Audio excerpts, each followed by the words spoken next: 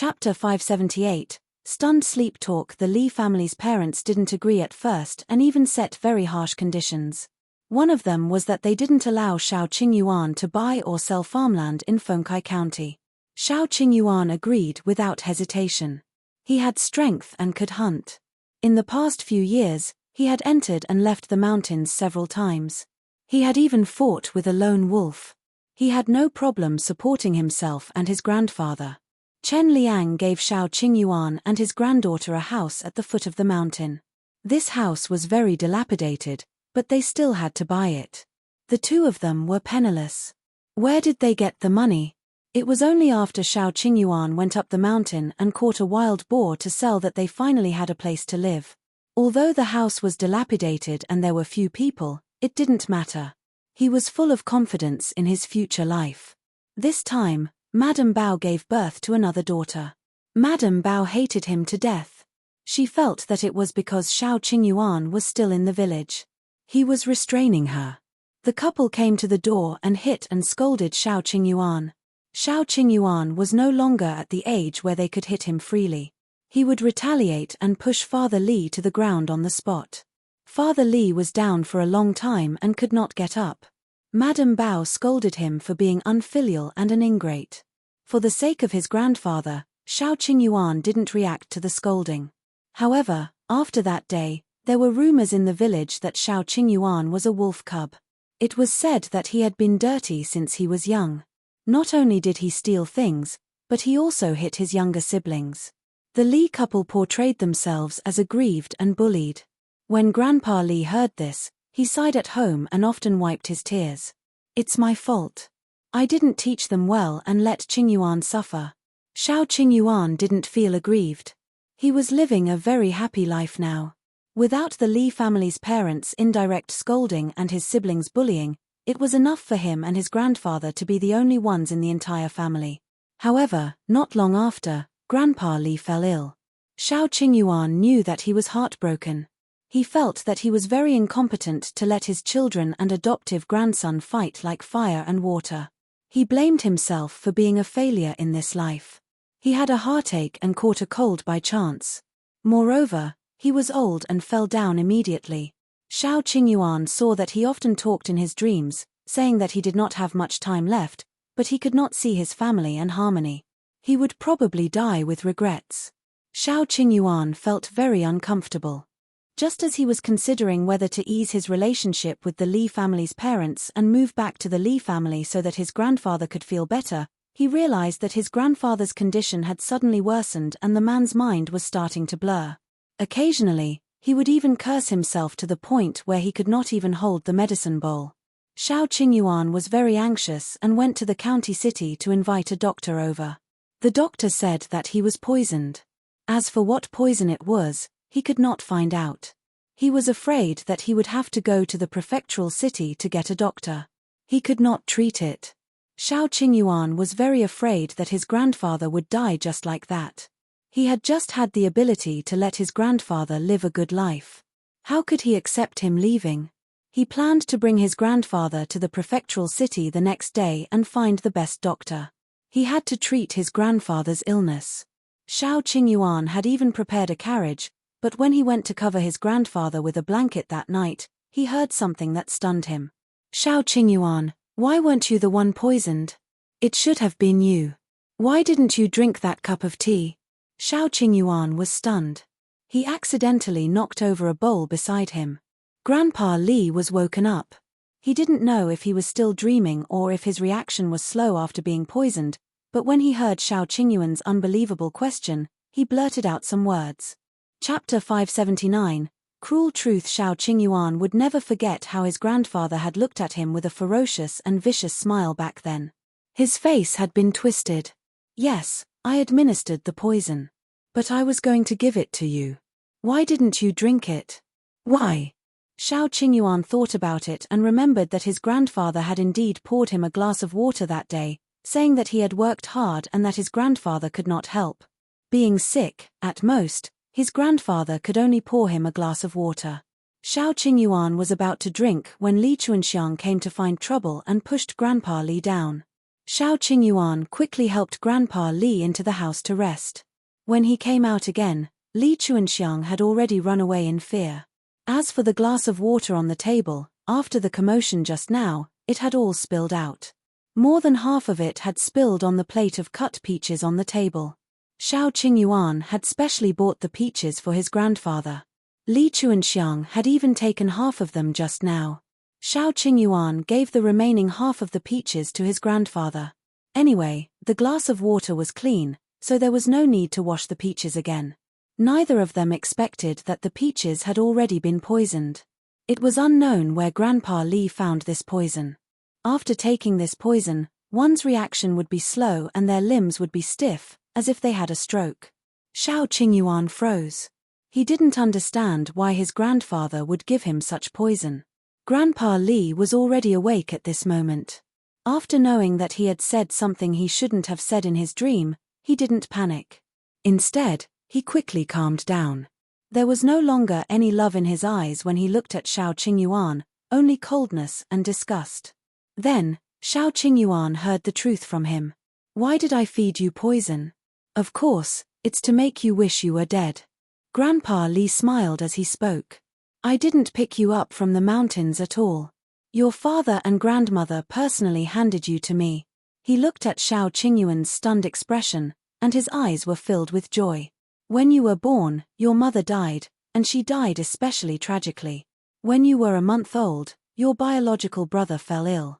2 months later, your father's business suffered a huge blow.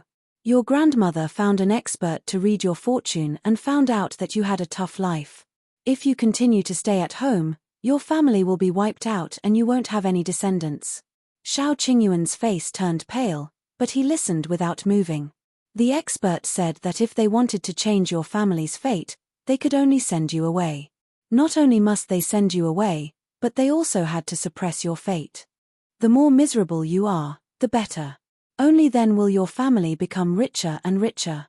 In the future, they will have many children and grandchildren, and the family will prosper. Therefore, your father personally handed you to me and instructed me to watch over you. I can't let you die, nor can I let you have a promising future.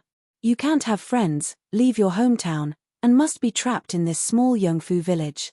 It's best to be depressed for the rest of your life. Ha ha ha, look, you're so pitiful. Your life is a joke. No one cares about you." Xiao Qingyuan only felt depressed and his vision darkened. After a long time, he said with difficulty, "Then you were so nice to me. In order to make sure that you can't leave the Li family and Yongfu village, do you know what's the most important thing to restrain a person? Of course, it's to hold his feelings and make him unable to let go. I'm very successful, right?" Xiao Qingyuan looked at the person in front of him. The person was so unfamiliar that he didn't seem to recognize him. Chapter 580. Looking for biological parents. Xiao Qingyuan recalled many things that he had never thought about before. For example, when he arrived at the Li family, although Madame Bao had 2 daughters, she was pregnant with another child. No one knew if it was a boy or a girl. The Li family also had a second and third branch. Why did Grandpa insist on raising him under the door of the vicious eldest son's family? For example, every time he was beaten and scolded, Grandpa would stand in the courtyard and scold the couple. Not only did the second and third branches watch the commotion, but even the neighbors outside saw it as a joke. Therefore, after that, the first branch beat and insulted him even more badly. For example, if there was anything good, his grandfather would never let him eat it in private. He would always take it out openly in front of the other children in the family. Therefore, he became the enemy of all the Li family children. For example, even though his grandfather knew that his adoptive parents did not treat him well, he still used all kinds of excuses to make him stay. So, this was the case. At that moment, Xiao Qingyuan's heart sank, and the surrounding colors seemed to dim. He heard his drifting voice say, "If that's the case, why are you telling me now?" Ha ha ha ha. Old Master Li laughed wildly. He looked at Xiao Qingyuan with pity and joy. Because I'm going to die. He knew that he wouldn't be able to live. Before he died, that would be the time for him to truly destroy Xiao Qingyuan. It gave him the most fatal blow.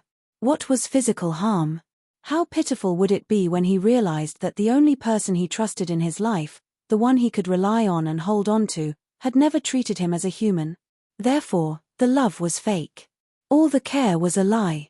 It was just to drag him down to a deeper hell. His life had always been colorless. What he thought to be love feelings was an act that others put on for him to see. He had always been alone. Xiao Qingyuan didn't know how he left home.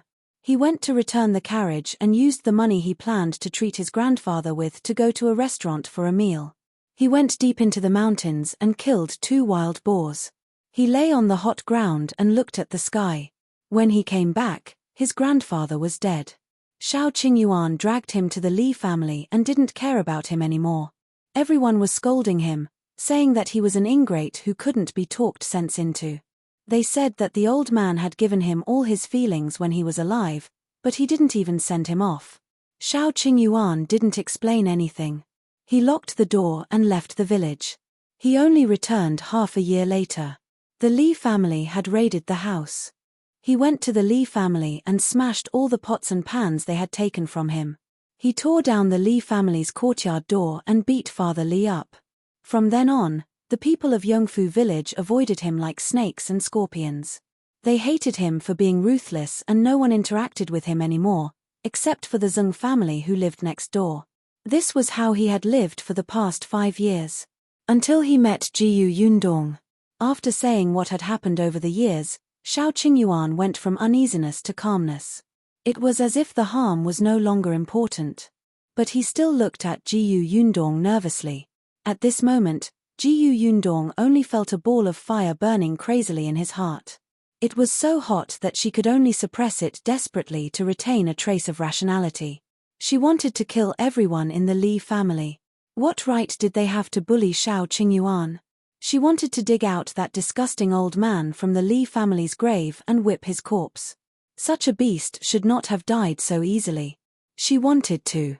Her hand was squeezed. Jiu Yundong's eyes were slightly red and her voice was a little hoarse. "I'm here. Are you afraid?" he asked cautiously. Jiu Yundong did not react for a moment. On the other hand, Jiu Dajiang, who was sitting not far away, slapped the table and cursed. "What's there to be afraid of? What jinx? It's all nonsense. Death is just eternal sleep. Your biological father and grandmother actually let a smelly old man torture you for the rest of your life. They are cold-blooded and incompetent. What a bunch of crap." Xiao Qingyuan was stunned and looked at Jiu Dajiang in surprise. After venting his anger, Jiu Dajiang met his gaze and immediately felt a little embarrassed. He quickly changed the topic. "Then have you looked for your biological parents? Perhaps that old man lied to you." Xiao Qingyuan's voice was much calmer this time. "I've looked for them. He didn't lie to me." Chapter 581. His biological parents looked for them? Jiu Yundong frowned. Looking at his cold expression, a thought suddenly flashed across her mind. A moment later, she suddenly froze and looked at Xiao Qingyuan. "Are you talking about?" She paused and lowered her voice. "The Dao family?" Xiao Qingyuan nodded. "Yes, it's the Dao family, a big brewer in Fengkai County." Jiu Yundong recalled the disgusted expression he had when they first met Master Dao in the restaurant and the cold expression he had when he met Dao Feng at the bodyguard agency. At that time, she found it strange. Xiao Qingyuan should not have any interaction with the Dao family at all. The Dao family did not seem to know him. Why did his emotions change when he saw the Dao family? So that was how it was. It was because he was a member of the Dao family. Xiao Qingyuan said, "I went to ask an old man from the Dao family in the past. 20 years ago, the Dao family did have a child.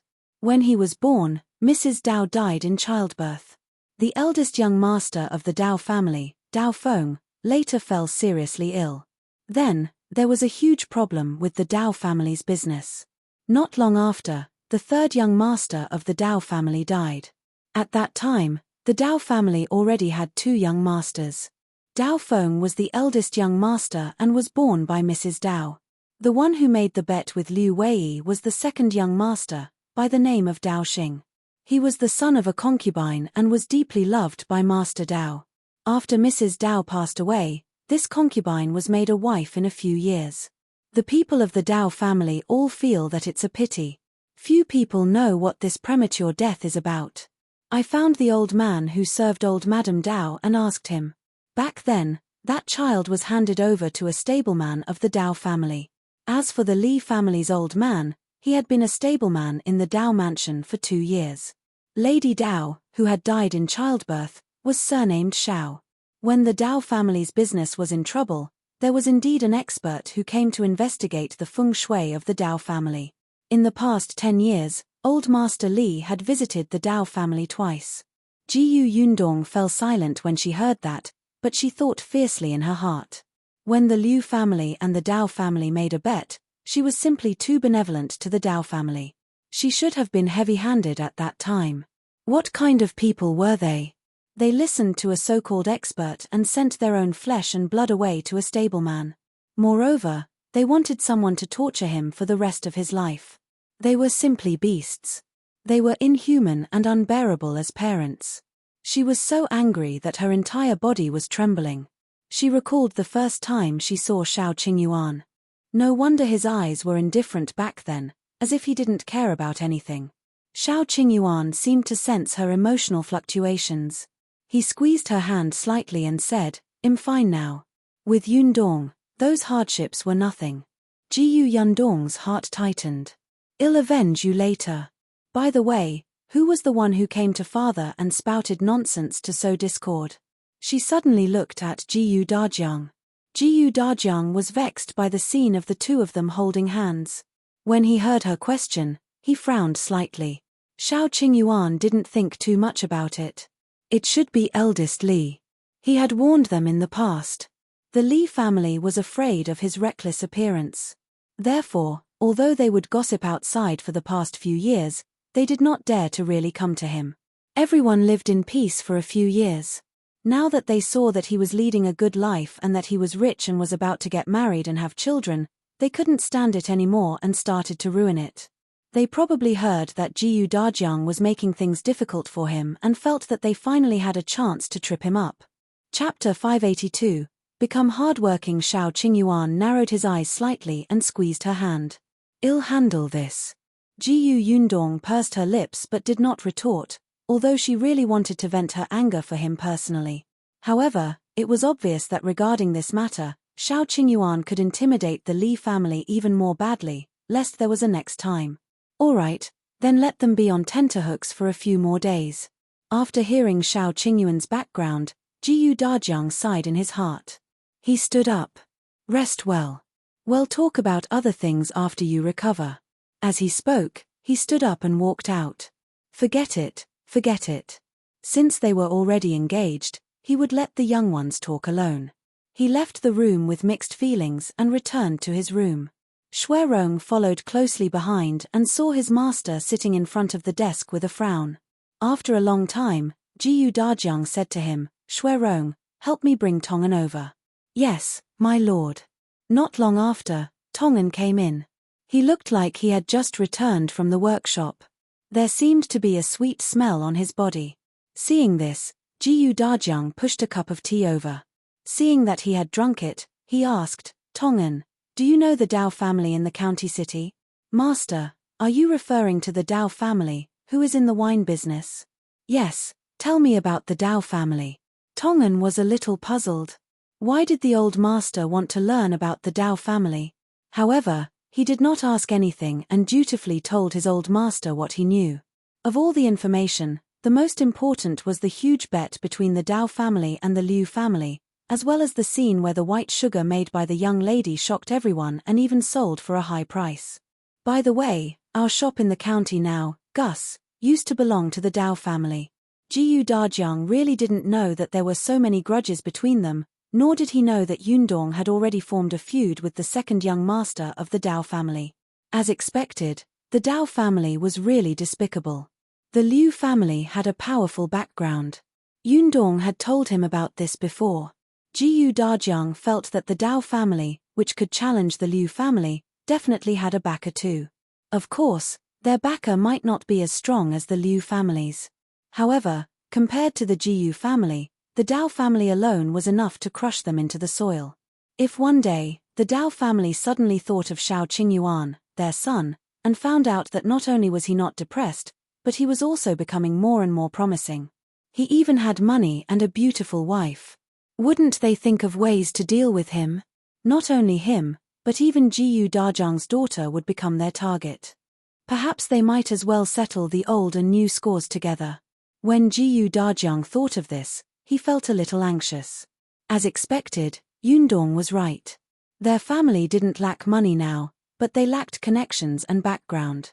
No, he had to quickly read. In 2 days, he would go to the academy in the prefectural city to meet Mountain Elder Qi.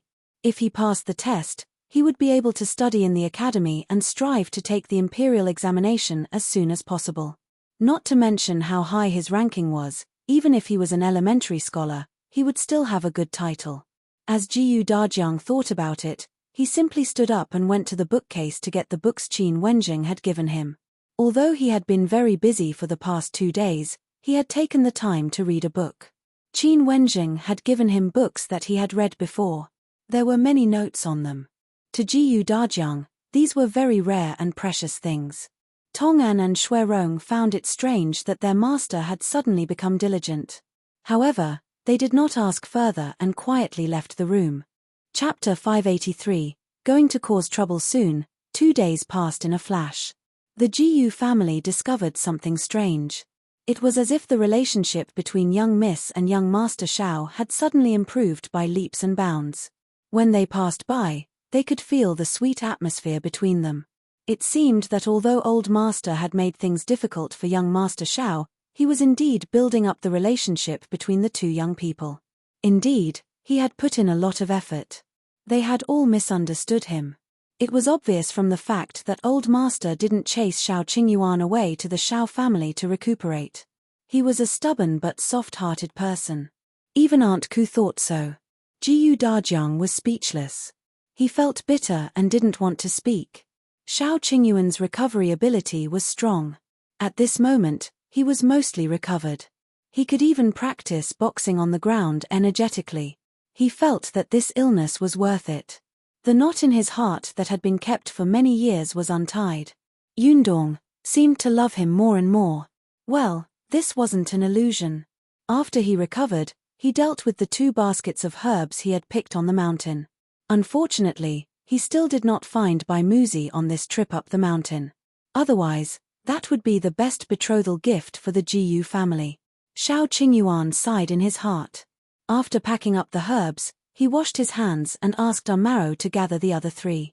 Amaro seemed to know what he was going to do and asked excitedly, "Young master, are you going to the Li family to settle scores with them?"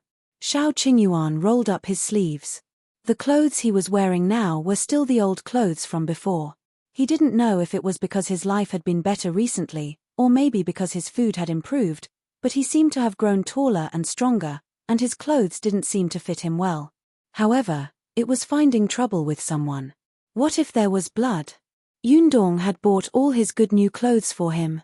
He couldn't dirty them. Hearing Amaro's question, he nodded. Amaro immediately jumped up and went to pull Go and the other 2 back. When they heard that they were going to the Li family, they all began to rub their fists and turn their heads to look for suitable tools.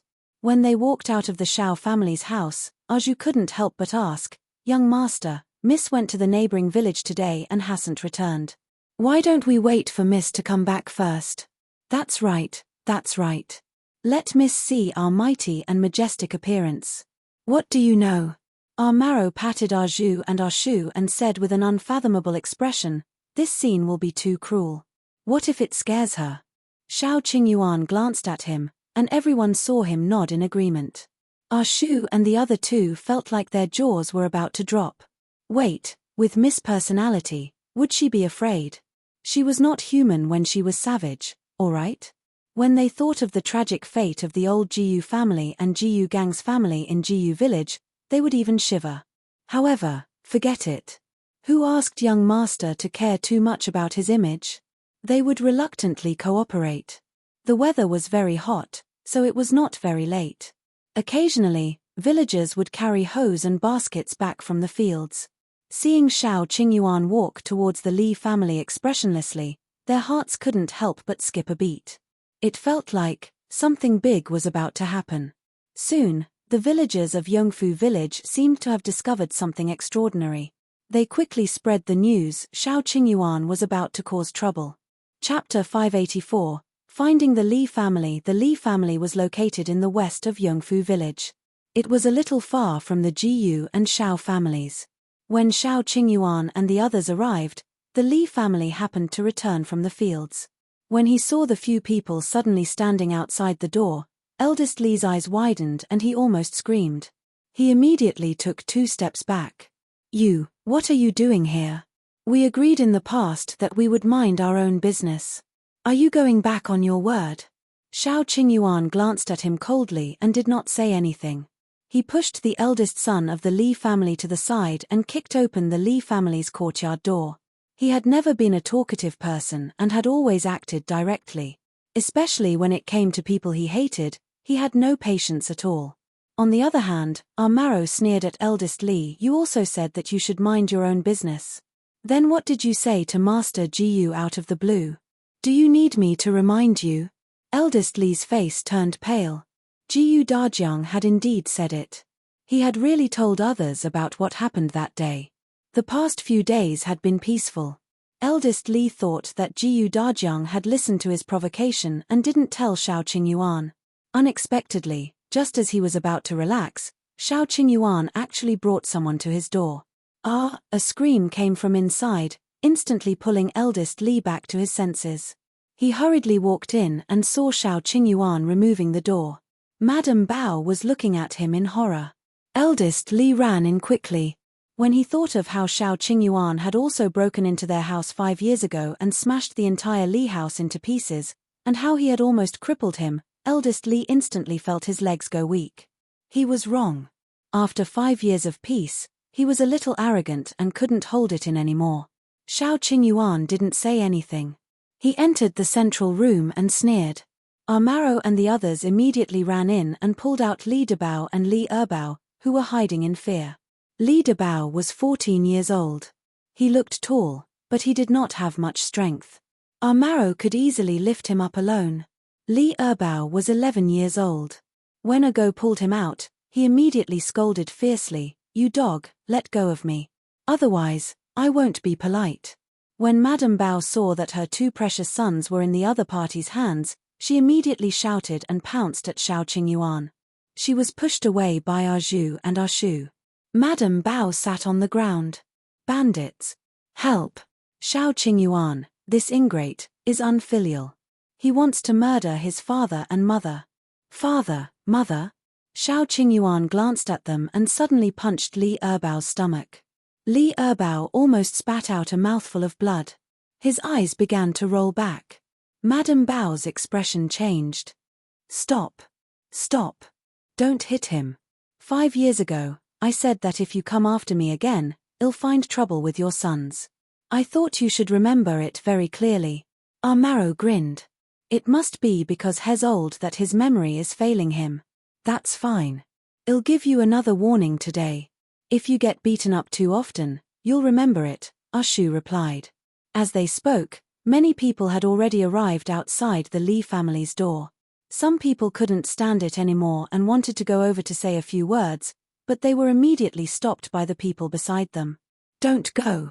That's Xiao Qingyuan. Do you want to be beaten up?" But that person seemed to have escaped here. In fact, he did not know Xiao Qingyuan's character very well. He only felt that it was not good to barge into someone's house and hit them. Unexpectedly, at this moment, someone suddenly ran out of the kitchen with scissors in his hand and rushed towards Xiao Qingyuan. Chapter 585, Jiyu Yundong is here. The person at the door was shocked. He took a closer look and realized that it was the 6-year-old girl from the Li family. Whoa, this young lady had a vicious look on her face at such a young age. If she stabbed the sharp scissors in her hand, wouldn't the victim lose half of his life? However, Xiao Qingyuan didn't even look at her before she was grabbed by Arshu. He pinched her wrist and turned it gently. As Li Chunyang screamed, he snatched the scissors away. Li Chunyang, who was 6 years old, scolded Xiao Qingyuan fiercely, You ingrate. Hurry up and make this dog let go of me. Otherwise, I'll kill you and stab you to death with scissors. Everyone at the door was stunned. Wasn't this a 6-year-old girl? Why was she so vicious with her vulgarities? Li Chunyang hated Xiao Qingyuan because she had heard from her parents that she could have been a boy and could have been pampered by her parents. It was all because she had been restrained by Xiao Qingyuan that she became the daughter of the family. Although her parents treated her well, she could not compare to her 2 brothers. At the very least, her 2 brothers did not have to work. Li Chunyang pushed all the blame to Xiao Qingyuan. In the past, she had secretly gone to see him, thinking that she would definitely find an opportunity to teach him a lesson. She did not expect him to come to her house. It was a pity that she did not stab him to death just now. It was too regretful. However, her actions made Amaro and the others feel a chill down their spines. Even the other villagers outside the door looked at each other, not knowing what to do. Someone quickly went to call the village chief, and someone went to summon the 2nd and 3rd branches of the Li family next door. The 2nd and 3rd branches had already split up when the Li family's old master passed away. Although their newly built houses were next door, they did not have much interaction with the 1st branch. It wasn't that they didn't know what the eldest branch had done to Xiao Qingyuan, but Xiao Qingyuan was not related to them. They didn't have to offend their narrow-minded brother and sister-in-law to help him. Anyway, the old master doted on him. Moreover, in the past, the old man had given him good things alone, and his own grandchildren could not eat them. This made the 2nd and 3rd branches complain. However, it was not to the extent of killing people like the 1st branch did. At most, they would watch coldly and say some sarcastic words to complain. At this moment, Xiao Qingyuan had come to the Li family and caused such a huge commotion. They lived next door, so how could they not know? They just did not want to get involved. When someone came to call them, they reluctantly stepped forward and advised without much sincerity, Qingyuan, no matter what, eldest brother and sister-in-law are your adoptive parents. What are outsiders going to say about you? You'll be scolded for being unfilial. That's right. If the Jiyu family finds out about this, will Miss Jiyu still marry you? Let go first. If there's anything, sit down and talk. It was fine if they did not mention Jiyu Yundong, but when she was mentioned, Xiao Qingyuan's eyes turned even colder. He turned his head and punched Li Dabao in the stomach. Eldest Li and Madame Bao screamed. Xiao Qingyuan, stop, stop. What do you want? We apologize, okay? The 2nd and 3rd branches of the Li family immediately did not dare to speak. Instead, the discussion outside the door kept buzzing.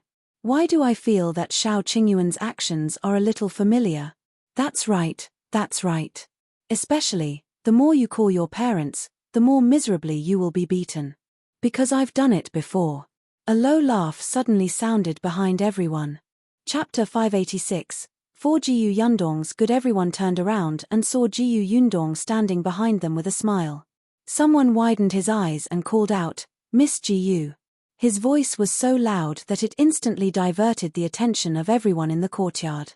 Xiao Qingyuan looked at her in surprise, but he quickly calmed down. On the other hand, Maro, Go, and the others suddenly panicked and whispered, What should we do? Is Miss back? Didn't she go to the neighboring village to look at the orchard? At the very least, she should be back in the afternoon. Why is she so early? What's more, she saw us. We haven't even done anything. What do we do now? Their voices were not loud, but Madame Bao still heard them.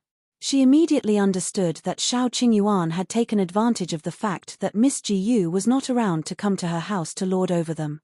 Therefore, Xiao Qingyuan was indeed worried that Miss Jiyu would see his bad side. At this moment, she felt that she was not afraid even if her son and daughter were in Xiao Qingyuan's hands.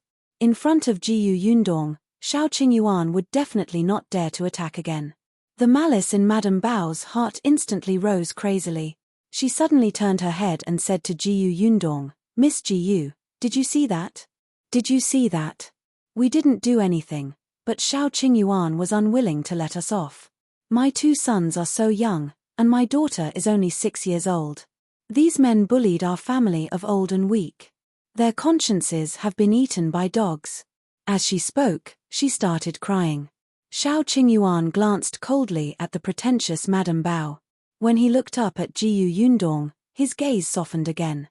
However, our Maro was furious and scolded her angrily. What do you mean by you didn't do anything?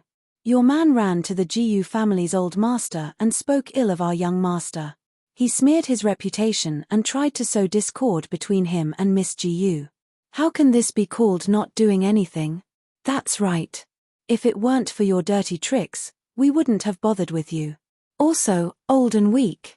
There were a total of 3 men, okay? Everyone outside the door started to discuss. Chen Liang also came. He stood at the door and frowned fiercely. He finally squeezed in from the outside and shouted at the people in the courtyard. Why are you making a fuss?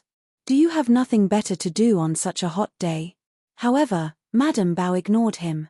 Seeing that Xiao Qingyuan did not hit anyone after what she had said, she immediately became more confident. She argued with our Mao, what do you mean by sowing discord? Did my man say something wrong?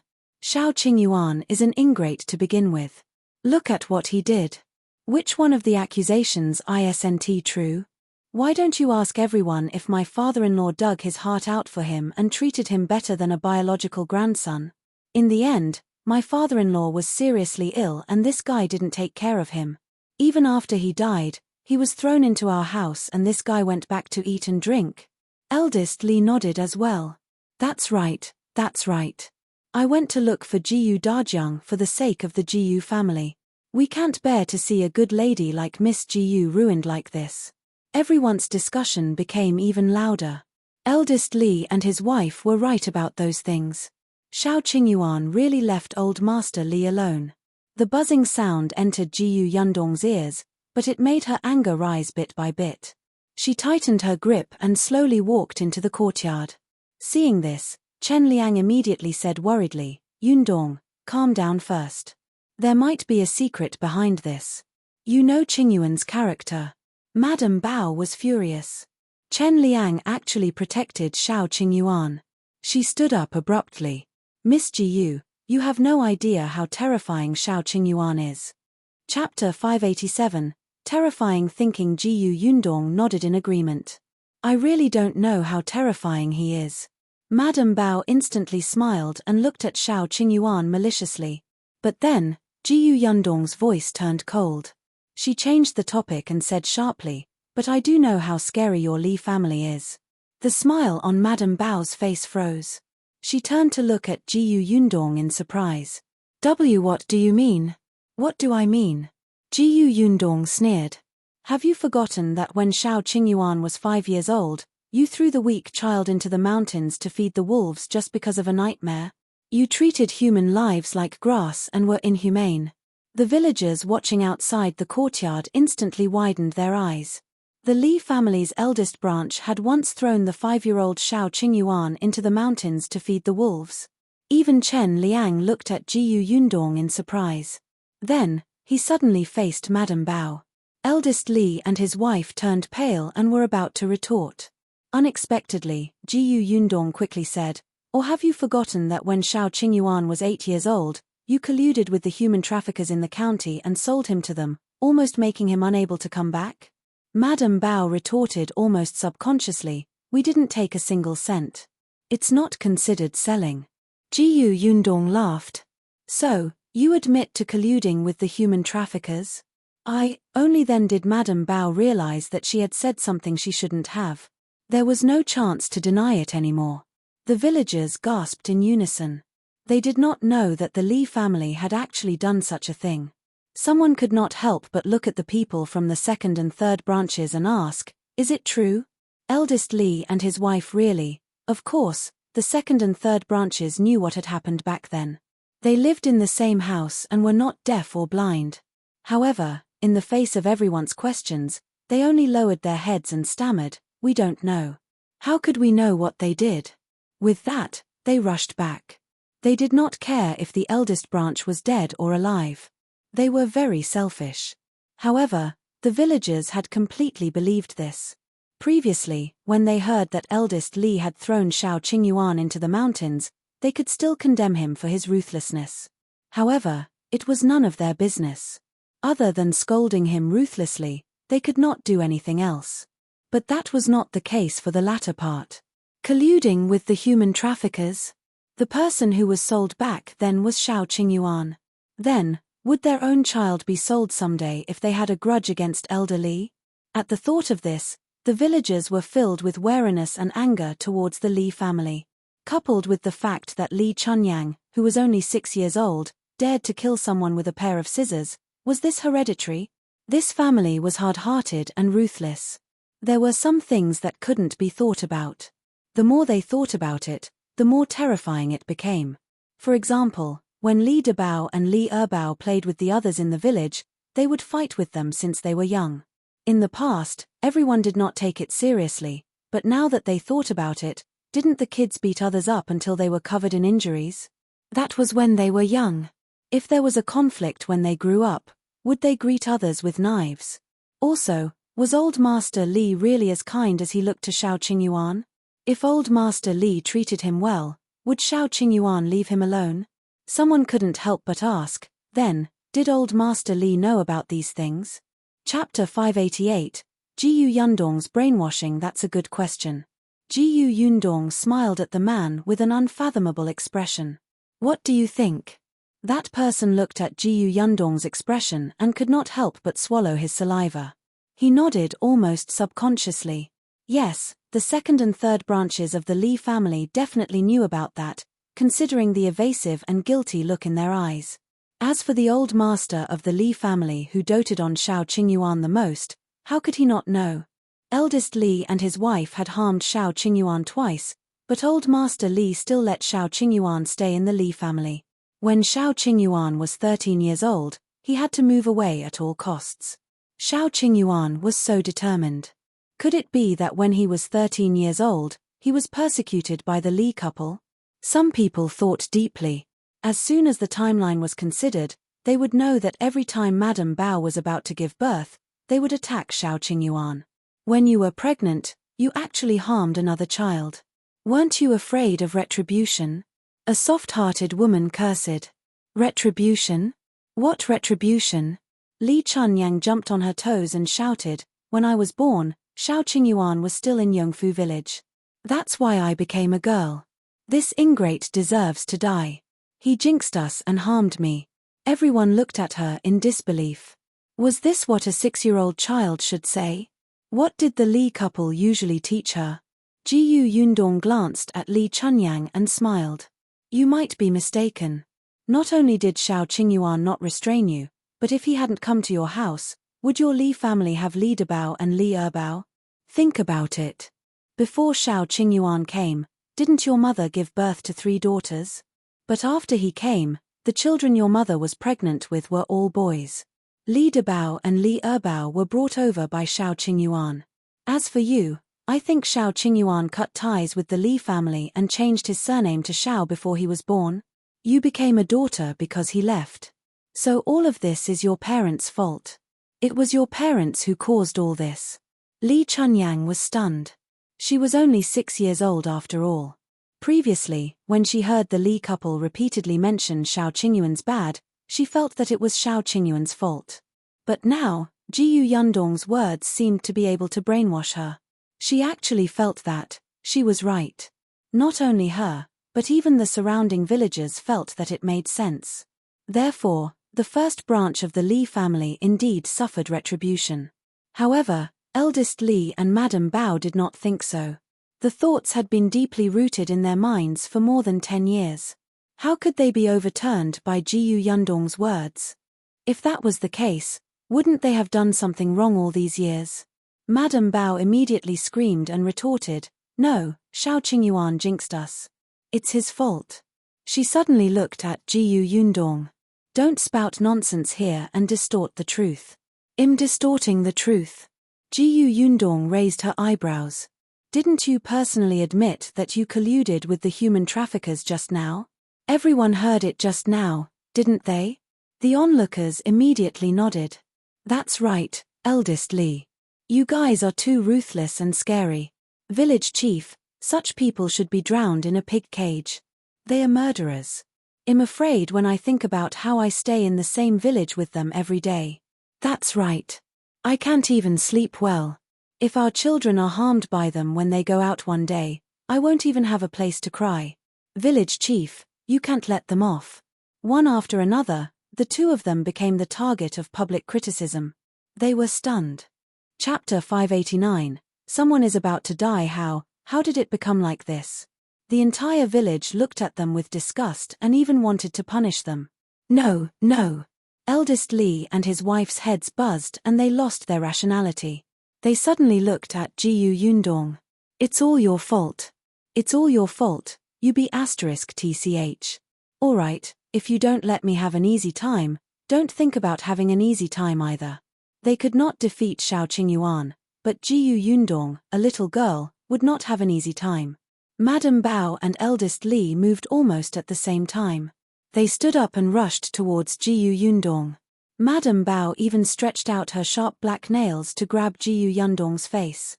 Eldest Li also grabbed a hoe at the side and smashed it down. Jiu Yundong was close to them. When she saw them rushing over, she did not dodge. When the villagers saw this, they all shouted in surprise, "Lady Jiu, be careful." Chen Liang was in the courtyard and was not standing far away. He rushed over without thinking. But he had only taken 2 steps when he saw Jiu Yundong twist Madame Bao's arm and prop her up on his shoulder. She then kicked eldest Li, who had rushed over, and sent him flying. After her feet landed on the ground, she started punching Madame Bao. You dare to fight me? You're blind and have no memory. Have you forgotten how I dealt with the 4 bastards back then? Everyone was speechless. They had indeed forgotten about it previously. Now, they remembered. As Xiao Qingyuan was standing in the central room and was blocked by a Shu and the others, when he came out, he saw eldest Li, who had been kicked away. His eyes suddenly turned cold. He saw that eldest Li was about to stand up and rush towards Jiu Yundong again.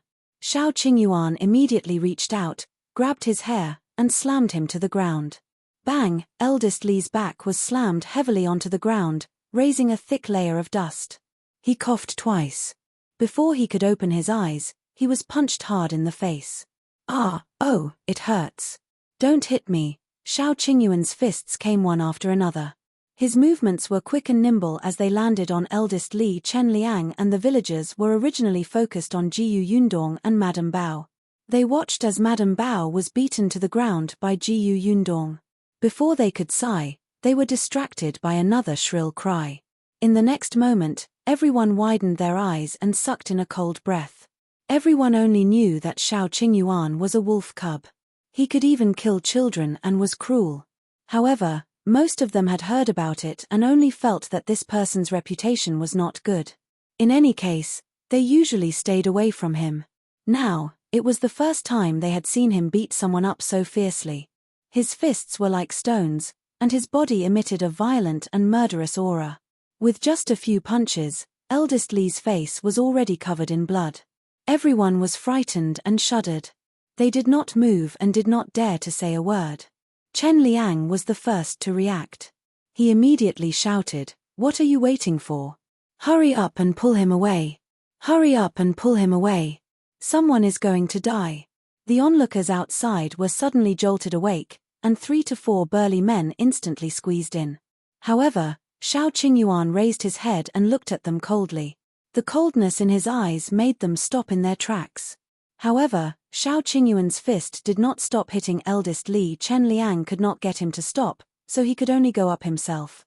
"Qingyuan, stop. Calm down first. Let's talk things out." Chapter 590. Too tragic. Jiu Yundong was afraid that Xiao Qingyuan would accidentally hit him if he went forward like this. She quickly let go of Madame Bao and went forward to hold Chen Liang back. Chen Liang turned his head and called out to her, "Yundong, quickly make him stop. If someone really dies, Qingyuan will have to go to jail." Jiu Yundong knew that Xiao Qingyuan had self-control, so she shook her head. "It's fine. No one will die." "Heir, why are you also?" Chen Liang had a headache. The others did not dare to stop him. Yundong did not want to persuade him, but as the village chief, he could not just watch. As he called the villagers forward, he tried to break free from Jiu Yundong's GNP. Seeing this, Amaro and the others let go of Leader Bao and the other 2, who were already scared silly. They quickly walked over and stopped Chen Liang and the villagers who were moving forward hesitantly. "Uncle Chen, don't be hasty. Don't go forward, lest you get hurt." Yes. Uncle Chen, why don't you go over there and sit for a while?" "Sit? Why would he sit? Did they want him to watch the show over there?" Chen Liang glared at them one by one. After all, he was the village chief. Amaro and the other three did not dare to be impudent. They blocked him weakly and did not dare to use force. However, this was enough. Xiao Qingyuan had already knocked out 3 of eldest Li's teeth. Madame Bao stumbled over. When she saw eldest Li's miserable state, her legs immediately went weak and she fell to the ground. Stop it. Xiao Qingyuan, stop. Boo-hoo, she wanted to stop him, but when she met Xiao Qingyuan's bloodshot eyes, she was so frightened that she peed her pants. Li Debao and his brother were trembling. They had never seen Xiao Qingyuan like this. Not to mention Li Chunyang. At this moment, she didn't dare to find trouble with him. She only hoped that he wouldn't see her for the rest of his life. She shrank into a corner and didn't even dare to raise her head. Xiao Qingyuan finally stopped before Chen Liang arrived. He glanced at Madame Bao. "Now, do you remember what I said in the past?" "Yes, I do. We won't dare to leave. We won't dare to do it again." They were afraid. Xiao Qingyuan was too terrifying. He was 100 times more terrifying than the last time he rushed into their house and smashed it. She was sure that if there was a next time, Xiao Qingyuan would definitely kill them. "If you dare to attack Yundong again, I will take your lives." Xiao Qingyuan stood up expressionlessly. Under Madame Bao's crazily nodding gaze, he gently stepped over eldest Li's knee. Big Li cried out in pain. Finally, he could not hold on anymore and fainted. Xiao Qingyuan frowned and looked at the blood on his hand. He came to Jiyu Yundong's side and asked, "Are we going back?" "Let's go back." Xiao Qingyuan led her out. The villagers at the door automatically made way for them and watched silently as they left. There was no one in front of Chen Liang to block him. He looked at Xiao Qingyuan and Jiyu Yundong's backs as they left, then at eldest Li, who was lying on the ground unconscious, and Madame Bao, who had almost fainted from crying. He suddenly slapped his thigh. What's going on? However, he could not care less now. Chen Liang quickly got someone to carry eldest Li to the doctor. The people from the Li family's second and third branches had never appeared from the beginning to the end. They hid in the house and trembled. Jiyu Yundong did not pay attention to what happened after that, but Amaro and the others told her the news excitedly. Chapter 591, ending eldest Li's life was indeed not in danger, but he was also not in a good state. 3 of his teeth had been knocked out, and the doctor had found dog teeth to fix on him. The 3 teeth were very expensive, and he had paid more than 10 taels of silver. There would be other expenses in the future, not to mention the broken leg that Xiao Qingyuan had stepped on. Yes, that leg was broken. From then on, eldest Li could only move with a walking stick. He could not do any work in the fields. The Li family's reputation in the village had also been tarnished. Although no one wanted them to be punished, no one was willing to interact with them. Madame Bao went to borrow money from others, but she was almost always blocked out. Li Debao and his siblings did not have a single friend in Yongfu village who was willing to play with them. Because eldest Li was seriously injured and bedridden, Li Debao and his siblings had to work in the fields. They began to complain day by day. As for the 3 married daughters of the Li family, it was said that none of them had come back to visit their parents. In fact, when Madame Bao came to look for them, they directly refused and pretended as if there was no one at home. Jiyu Yundong felt that this was retribution. Look, the children they raised were all ingrates. This was what it meant to be ingrates. If they had treated Xiao Qingyuan well back then, their life would have been so good now. They deserved it. Jiyu Yundong heaved a sigh of relief. It was a pity that old Li had died early and could not see this scene. Actually, she had really considered whether she should dig him out and whip his corpse. Yundong, do you think I can really pass? When Jiyu Dajiang entered, he saw his daughter thinking about something with a serious expression. He thought that she was thinking the same thing as him. After all, they had to set off for the prefectural city tomorrow to find the mountain elder of the Tianhai Academy to settle the matter of enrollment. Yundong suddenly came back to her senses and immediately nodded with certainty. Of course. Father, didn't you read all the books that Master Qin gave you? Master Qin said that father is talented. He only gave you the recommendation letter because he felt that you must be capable. My father is the best. After Dajiang received his daughter's affirmation, his face immediately flushed red. When he saw his daughter's adoring gaze, he immediately felt smug. All right, I'll go back and practice my calligraphy. As he spoke, he turned around and left. The corners of Yundong's mouth twitched. Her father's handwriting was actually very good. He had been an accountant for many years. He might not have read enough books, but he had written a lot of words. The next day, the group prepared to head to the prefectural city. Other than accompanying her father to the academy, Yundong also had to visit the shop. Xiao Qingyuan felt that they needed protection, so he packed his bags and followed them. Dajiang and Madame Yang couldn't bear to part, so they had to go together. Yunke had already climbed into the carriage. Her soft little face was hidden behind the curtain of the carriage, as if no one could see her and they could not keep her at home. Aunt Ku was going back to the prefecture capital. Yundong also brought Shuirong and Tong Shuidao along. Shuirong followed beside Dajiang as a page boy. This time, Xiao Qingyuan brought a Zhu and Shu along. Last time, he brought Maro along with him. There were a lot of people, so they were divided into 2 carriages. Seeing that there was nothing left, the group set off majestically and left Yongfu village. There were many people standing outside the Jiyu family's workshop. Someone who was well informed said with a face full of emotion, I heard that the boss is going to open a shop in the prefectural city this time. Tell me, how long has it been? The boss is actually opening a shop in the prefectural city. It's amazing. Chapter 592, Zhuangzi as shopkeeper. Last time, the owner said that when she goes to the prefectural city to open a shop, our workshop will recruit more people. Is it going to start when the owner comes back? I'm sure it is. I'll go home today and tell my maternal cousins to be prepared. Yes. This is a rare opportunity. After they recruit someone this time, we don't know when the next time will be.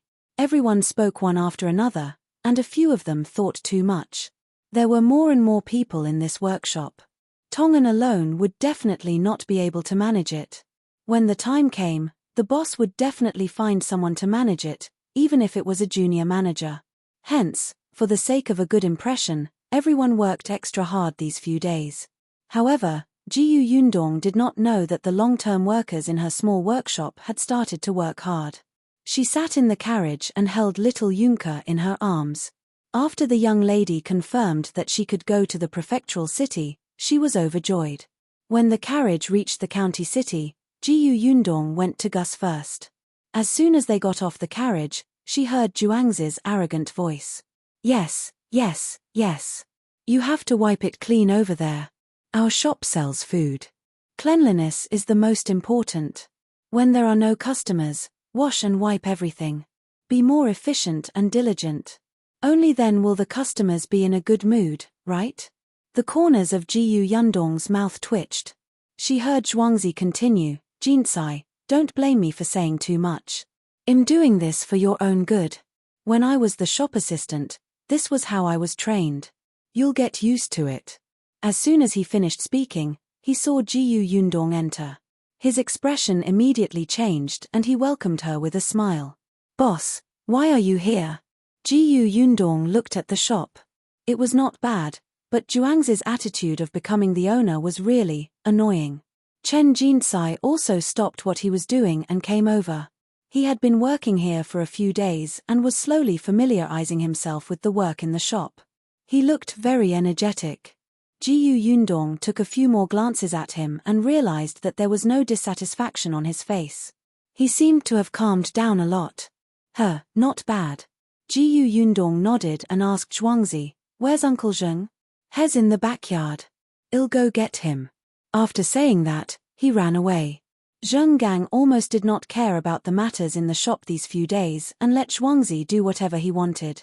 He only gave him a few pointers when necessary. He spent most of his time counting goods in the warehouse at the back, or simply buying a few vegetables to cook himself. A few days passed quickly. When Jiyu Yundong went to the prefectural city, she naturally had to bring Zheng Gang along. He was familiar with the prefectural city, so she had to bring him along when they decided on the location of the shop. 2 days ago, Jiyu Yundong had already informed Zheng Gang. He should have packed up at this time. Seeing Zhuangzi run into the backyard, Jiyu Yundong looked at Chen Jinxiu. "Brother Chen, are you used to being here? Everything is fine."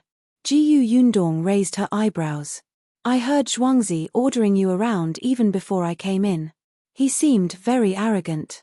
The shop assistant, Jiang Bao, who was sending the guests out of the pharmacy next door, happened to hear this and immediately stopped in his tracks.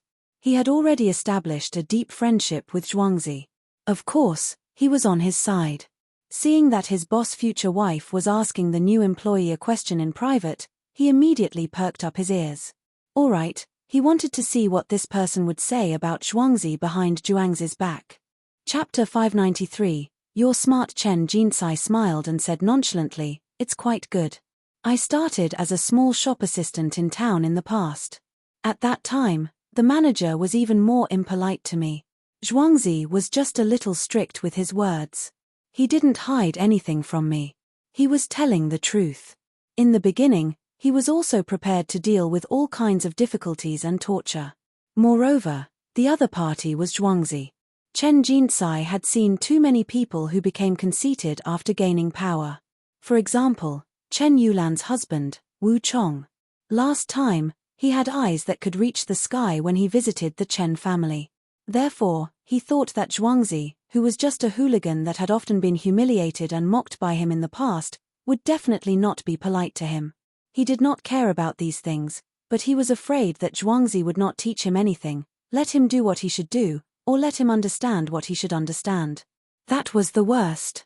Unexpectedly, Zhuangzi would indeed mock and ridicule him. He would often bring up the past in a few sentences to attack him. However, Chen Jinxiu was someone who had been in charge before. Some things were not on the surface. Zhuangzi was actually bluffing. The guy did not hesitate to take care of him. If he did not understand, as long as he asked, Zhuangzi would explain everything to him. This surprised Chen Jinxiu and made him feel exceptionally at ease. Although he had only been in the shop for a few days, he felt more comfortable than when he was a small manager in the town workshop. Therefore, he worked harder. Jiyu Yundong did not expect him to have such a high evaluation of Zhuangzi. It seemed that Chen Jinxiu's decision to work under Zhuangzi was not wrong. Both of them could be trained. Jiang Bao, who was eavesdropping outside the door, secretly sneered. "At least you know your place." Then, he entered the pharmacy worriedly. When he saw the manager of the pharmacy who was talking to Boss Xiao, his heart tightened. Zhuangzi had already become a manager. When could he go up? However, on second thought, he felt that it was unrealistic. A pharmacy was different from ordinary shops. As a shopkeeper, not only did he have to manage the shop, but he also had to know medicine. He could only be considered an apprentice now. There were still many things he needed to understand. However, his boss' future wife would go to the prefectural city to open a shop. He guessed that his boss would follow her soon. At that time, while Jiang Bao was enjoying himself, Zhuangzi from the shop next door had already brought Zheng Gang over. Zheng Gang was carrying a bag in his hand. He was wearing clean and decent clothes and looked very energetic. It looked like he was full of enthusiasm for returning to the prefectural city. "Boss, I'm done packing. We can leave now." "Okay." Jiyu Yundong nodded and instructed Zhuangzi and Chen Jinxiu to do their best. She saw that Zhuangzi was a little nervous. After all, Zheng Gang had really abandoned his job this time. It was normal for him to feel uneasy if he wanted to be independent. However, after such a long period of training, there was definitely no problem. Jiyu Yundong led Zheng Gang out and let him follow Xiao Qingyuan, who had also come out of the pharmacy, into another carriage. The two carriages were separated by gender. Jiyu Yundong, Madame Yang, and the other women sat in one, while Jiyu Dajiang, Shao Qingyuan, and the other men sat in the other. The father-in-law and son-in-law did not talk much along the way. Now that Zheng Gang was here, the atmosphere was finally much more relaxed. Jiyu Yundong shook her head secretly. Just as she was about to get into the carriage, Zhuangzi, who had sent them out, suddenly spoke. "Boss." Jiyu Yundong paused and turned to look at him. "What's wrong?" "Last time, I've already considered what you asked me to consider last time." Chapter 594, Zhuangzi's decision. Jiyu Yundong raised her eyebrows. "What do you think?" Zhuangzi took a deep breath. "I want to go to the prefectural city and continue working for shopkeeper Zheng." He raised his head. When he spoke, the expression between his brows was exceptionally firm. It seemed like he had made up his mind. Jiyu Yundong was not surprised at all. "Have you thought it through? Will you regret it?" "No." Zhuangzi grinned. "Although being a shopkeeper has always been my goal, I have a bigger goal now." Jiyu Yundong was suspicious. "Why? Could it be that you want to be the boss now?" Zhuangzi clenched his fists. "I want to be a shopkeeper in the prefecture capital." Jiyu Yundong was speechless. It was indeed a bigger goal. She wanted to laugh, but she couldn't. She tried her best to nod with a straight face. "All right, it's good that you've thought it through. However, you still have to work hard in the county city for the next 3 months. You're not allowed to slack off. You can go to the prefectural city in 3 months. Oh right, tell your parents about this so that they won't worry." "I've told them. Father and mother support me very much." Actually, the reason why Zhuangzi had said that he would consider it was not only because of the rare position of shopkeeper, but also because he was worried about his parents and sister. Shadashan and his wife were weak. Although Zhuangzi expected better from them, he had been protecting them. In the past, when he was a hooligan, he could directly go to people's houses to teach those who bullied his parents a lesson. Later on, he stopped being a hooligan and became a shop assistant. However, he could still go home every 2 to 3 days. He knew the situation at home and could help. If he went to the prefectural city and only returned once every month, he would regret it if anything happened to his parents and he couldn't help. Later, when Shadashan and his wife found out that Jiyu Yundong wanted him to work in the prefectural city, they tried their best to persuade him to accept. Although he was still an assistant, he would see the world in the prefectural city and would only improve in the future. This was their son's future. How could they stop him? Moreover, ever since they helped the Jiyu family manage the orchard, be it the villagers or their relatives, nobody mocked them any longer. Everybody wanted them to help put in a few good words in front of the boss, so that they could enter the Jiyu family's workshop. Only then did Zhuangzi realize that his family's situation had improved a lot. He should have trusted Jiyu Yundong. With her around, she would not let anyone bully the Shi family. Therefore, Zhuangzi decided to go to the prefectural city to see the world. Moreover, he had also thought about it.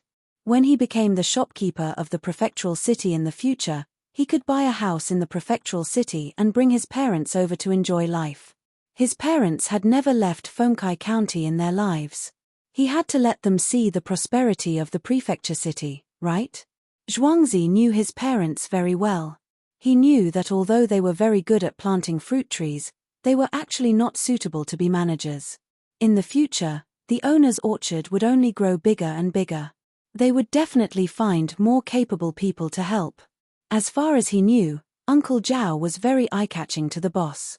Of course, Zhuangzi was happy that Uncle Zhao's family could rise. His son, Gosheng, was his good friend. If they could get rich, everyone could get rich together. Seeing that he had thought it through, Jiyu Yundong nodded. "That's good." As she spoke, she bade farewell to Zhuangzi and was helped into the carriage by Tong Shuidao.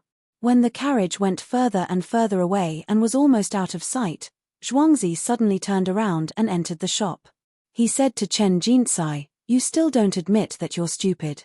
When the boss came just now, why didn't you pour a glass of water? You're really stupid." He was just a shopkeeper for 3 months. No matter what, he had to satisfy himself first. Chen Jinxiu. Chapter 595, Jinxiu restaurant in the prefecture city Jiu Yundong and the others had already left the city gate. Aunt Ku looked at the gradually blurring city wall outside the window and suddenly felt a little sad. 2 days ago, I thought of letting Sitian follow me to the prefectural city so that we can take care of each other. More importantly, her embroidery skills are good. Those embroidery pieces can't be sold for a high price in this county city. What a shame. She will definitely be able to get a lot of embroidery work when she goes to the prefectural city. It's just that she didn't agree. Jiu Yundong thought for a moment. Sitian has been through so much and has always yearned for a more peaceful life. Perhaps she feels that Yongfu village is more comfortable and suitable for her. Aunt Ku gave her a sidelong glance. You're really so stupid. Jiu Yundong was dumbfounded. No, did I say anything wrong? She looked at Tong Shuidao, who shook her head, indicating that she did not understand. She looked at Madame Yang again. Madame Yang was even more confused than her. Finally, she looked down at Jiu Yunke, who was in her arms. The young lady adjusted to a comfortable position, closed her eyes, and prepared to sleep. Aunt Ku was speechless. Aunt Ku sighed and closed her eyes. She didn't want to talk to her anymore. Forget it, forget it. This was Shen Sitian's own business. She shouldn't get involved. It was just that Shen Sitian and that person would have to work hard now that they met Jiu Yundong, who was not smart enough. Jiu Yundong would probably not be able to help much. Jiu Yunke quickly fell asleep. The few people in the carriage did not speak again. They swayed as the carriage moved towards the prefectural city. It was only in the evening that the carriage arrived at the city gate. The Tianhai prefecture was as lively as ever. However, the guards at the city gate were no longer Night Song's group. The carriage drove into the prefectural city. Tong Shuidao and the others curiously lifted the curtain of the carriage and looked out. Miss, Tianhai prefecture is even more lively than Wanqing prefecture. Of course. Back then, Wanqing prefecture had also experienced a lot of attacks from refugees. In addition, the prefecture magistrate had colluded with the Xin family to take bribes. Naturally, this prosperity could not compare to the Tianhai prefecture. It was a little late, so the group first found an inn and booked a few rooms to stay in. Although Aunt Ku's house was in the prefectural city, she had not been back for a long time. Her house had to be tidied up before she could stay, so she might as well return tomorrow. They put down their luggage and rested for a while before going out for dinner. Coincidentally, the inn they were staying in was diagonally opposite the Jinxiu restaurant that Liu Wei's family had opened in the prefecture capital a few months ago. Moreover, it seemed that the restaurant was very lively and business seemed to be very good. When Jiu Yundong entered, he saw the shopkeeper who was quickly calculating the accounts on the abacus. Coincidentally, this shopkeeper was originally the shopkeeper of the restaurant in Fengkai County. He looked up and saw a group of people coming in. When he saw Jiu Yundong and Xiao Qingyuan, he immediately recognized them. He quickly put down his abacus and walked out from behind the counter. Lady Jiu, Master Xiao, you're here? Shopkeeper, are there any more private rooms? The shopkeeper laughed. Yes, of course. As soon as she finished speaking, a middle-aged man beside her suddenly glared and asked unhappily, "What's going on? Didn't you say that there are no more private rooms? Why do you have one as soon as they come?" Jiu Yundong looked in the direction of the voice. The other party looked angry. Judging from his clothes, he should be the manager of a rich family. There was no telling if he wanted to hold a banquet or if he was here to reserve a room for his master. However, it was already time to eat. Wouldn't it be a little late to help his master make a reservation? In that case, he was the one who wanted to make a reservation. Chapter 596, Who is Miss Jiu? The shopkeeper's attitude was kind as he said to the middle-aged man, "Sir, I'm really sorry. There are indeed no more private rooms in the restaurant. This lady reserved it long ago and even paid a deposit." The middle-aged man snorted coldly. "Are you kidding me? She just asked if you had a private room. If she had reserved it earlier, would she have asked this?" The shopkeeper continued to smile obsequiously. "I'm really not lying to you about this. Miss Jiu had already reserved it half a month ago. Look, she was worried that we didn't keep the room for her, so she asked. Otherwise, how would I know her? It's all recorded in our notebook. As he spoke, he took the ledger from the counter and flipped to a certain page. He pointed and said, "Look, it's here, right?" He only gave him a glance and closed it without letting him see the details clearly. Then, he called out to the waiter, "Come, bring Miss to the Tranquil Water Pavilion on the second floor." The waiter was stunned. Tranquil Water Pavilion? Wasn't that the private room reserved by the owner of Jinxiu restaurant? He could not help but look at Jiu Yundong and the rest. They were unfamiliar and he had never seen them before. However, he knew that the shopkeeper's instructions definitely meant that this group of people had extraordinary identities. The waiter did not dare to be negligent. He hurriedly led Jiu Yundong and the others to the private room upstairs with a smile. Jiu Yundong glanced at the middle-aged man before he left. The latter seemed to be angry. However, he roughly knew that he could not offend this Jinxiu restaurant. In the end, he glared fiercely at the shopkeeper and left angrily. The shopkeeper still had a smile on his face as he sent him out. As he apologized, he invited the man to come again next time. He was not affected by the other party's dark expression at all. As Jiu Yundong went upstairs, she asked the waiter who led the way, "Do you know that man?" "Oh, that person is a steward of the Zhu family." The waiter seemed to know him. "Last time, he accompanied his master to our restaurant and liked our canned fruits very much. Tonight, he came over to eat by himself. It seems that he wanted to invite a junior steward of the Nai family to a banquet, but he came a little too late. Our restaurant's business is very good, especially that canned food. There are a lot of people eating it, but unfortunately, there's not much. Miss, do you want to try it? I'll send it to you later." Jiu Yundong had seen it just now. Although Liu Wei had told her that her family's canned food was in short supply in the prefectural city, she was still a little surprised to see it with her own eyes.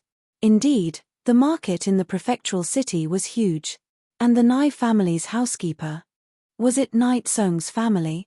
She glanced at Aunt Ku, who pretended not to know anything. Jiu Yundong smiled. As she walked, she asked the waiter, "You remember the steward even though he only came once?" "Hehe, miss, you don't say. I don't have any skills, but my memory is not bad." As they spoke, the group of people had already gone upstairs and arrived at the entrance of Tranquil Water Pavilion. This Tranquil Water Pavilion was the largest private room in the entire Jinxiu restaurant. Furthermore, the location was extremely good. It was quiet in the midst of the commotion and had a wide view. Not long after Jiu Yundong sat down, the shopkeeper came up. "Miss Jiu, what do you want to eat?" "Just tell me. Young master said that he will pay for you. There's no need to stand on ceremony." Jiu Yundong really did not hold back. Liu Wei had gone to her house to freeload on food and classes. Therefore, she ordered the restaurant's signature dish. As for the canned food, she didn't want it.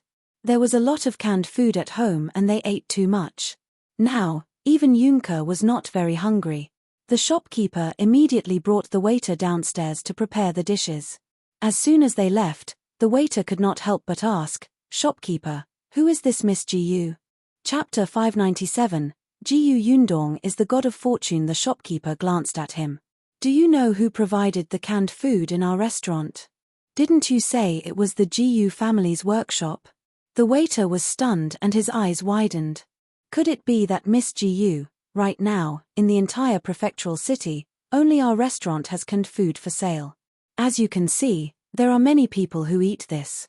Also, white sugar is a rare thing. Even the few large shops in the prefectural city don't have much stock. However, not only does our restaurant have it, but the purchase price is also the cheapest. These goods are all imported from the Jiu family. Do you understand? The waiter nodded hurriedly. She was the god of fortune of their restaurant. This waiter was recruited from the prefectural city. He had never been to Fengkai County and did not know much about certain things. However, he knew very well that this restaurant had just opened in the Tianhai Prefecture not long ago. They were new and their foundation was not stable yet. If they wanted to make a name for themselves in this huge prefectural city, other than the two excellent chefs in their restaurant, They counted on this thing which was rare in the entire prefectural city. Their restaurant alone had a lot of dishes made of white sugar. That was something that other restaurants didn't have. The shopkeeper glanced at him. "All right, quickly go to the kitchen and tell Master Zhao to serve the dishes of the tranquil water pavilion first." "All right." The waiter hurriedly ran to the kitchen.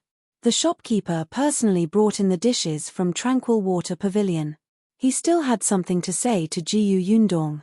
A few days ago, young master sent someone over to say that Miss is coming to this prefectural city to open a shop. "When you come to the restaurant, we must treat her well. I thought that you were coming soon. Young master instructed me to show Miss the shops in advance. There are indeed a few that are quite suitable. When are you free? I'll bring you to take a look." It was rare for Jiyu Yundong to feel that Liu Wei was more reliable.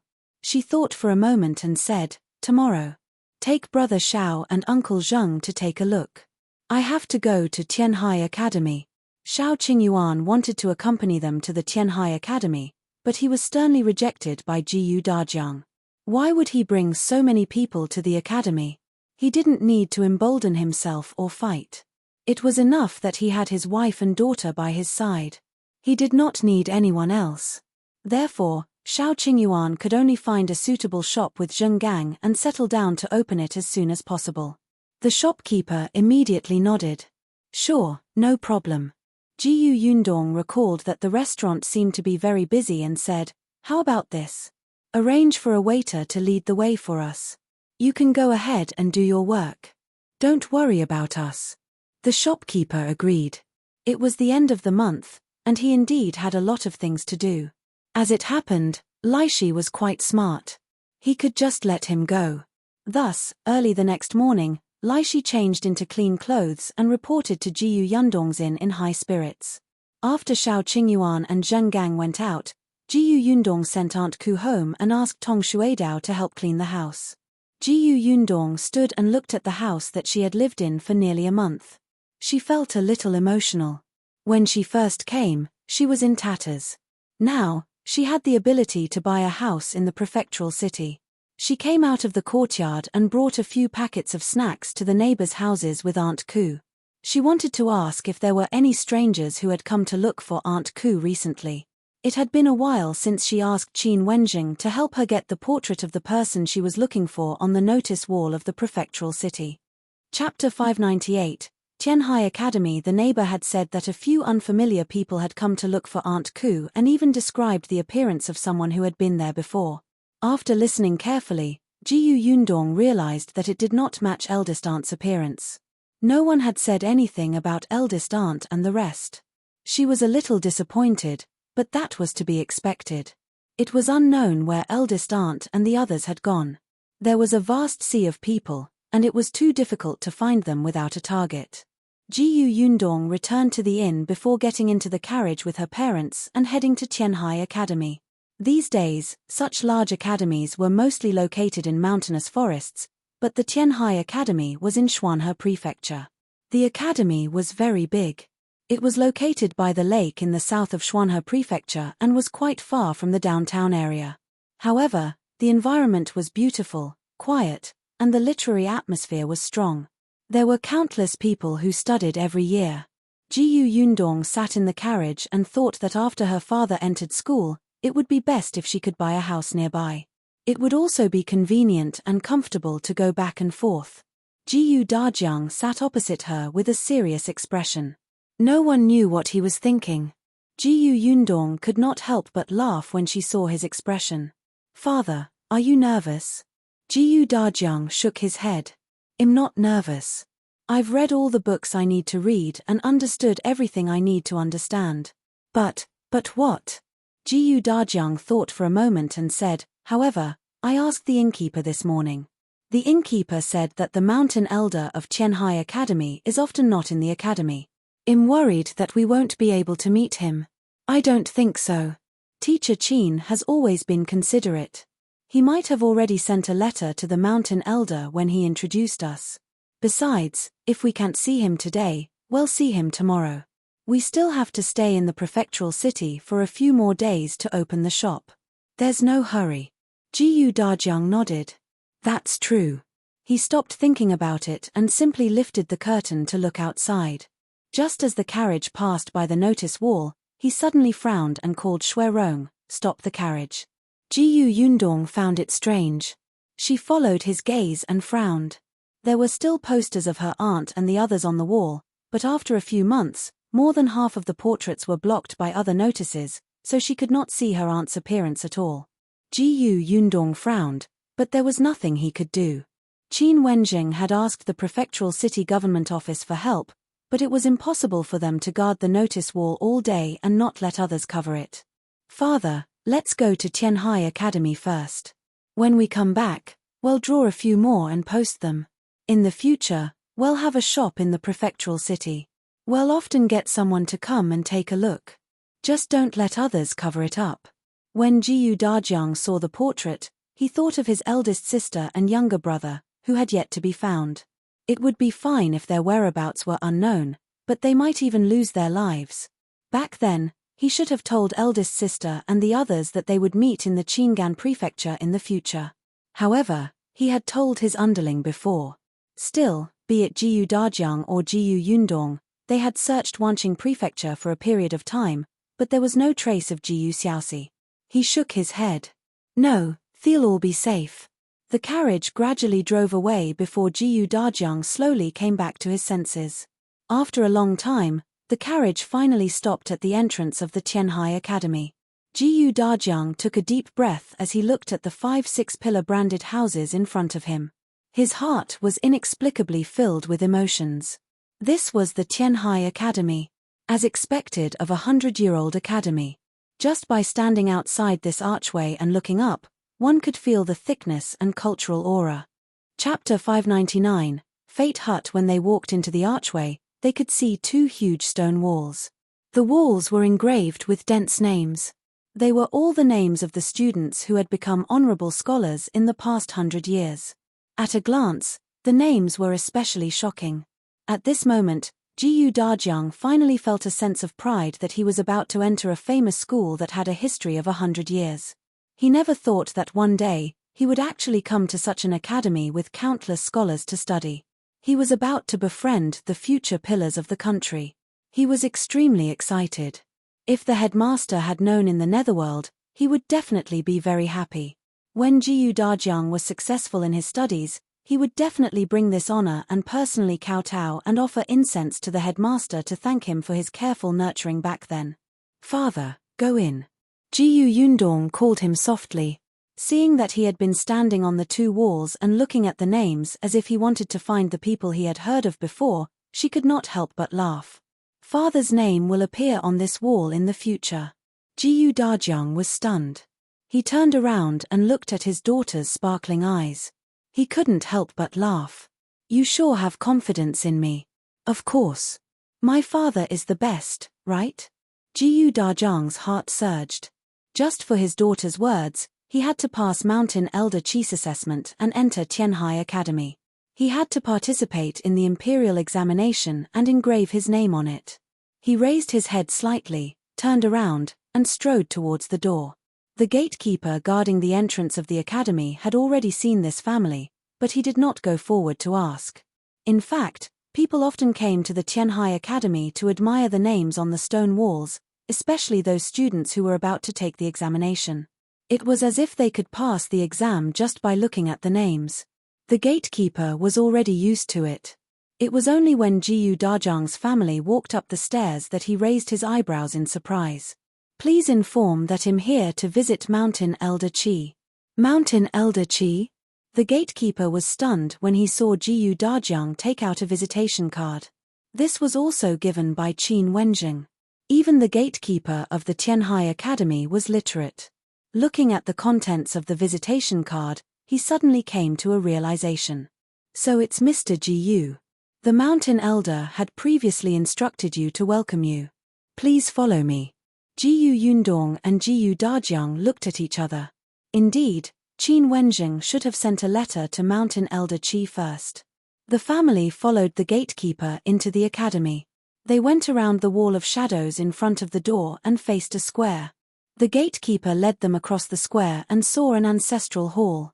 In the ancestral hall, there was a statue of Confucius. It looked very solemn. After passing through the ancestral hall, there was a bridge. Beyond that was the lecture hall. Yundong could vaguely hear the students reading, but the gatekeeper did not lead them to the lecture hall. Instead, she walked around the long corridor to the right. This should be the school dormitory. The surroundings were green and quiet, completely different from the strict atmosphere in the lecture hall. Being in it instantly made one feel good. After that bridge is the Fate Hut where the mountain elder lives. This is my stop. Please help yourself. With that, he left. Yundong looked at the Fate Hut, which was not far away, and thought to herself, it's really helping ourselves. Dajiang tidied his clothes before carrying Yunke onto the bridge. Yundong and Madame Yang followed. Shuerong did not come over and guarded the carriage outside.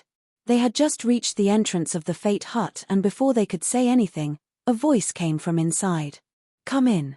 Chapter 600. Can't he focus on health? Dajiang was stunned. He felt that this voice was a little too young.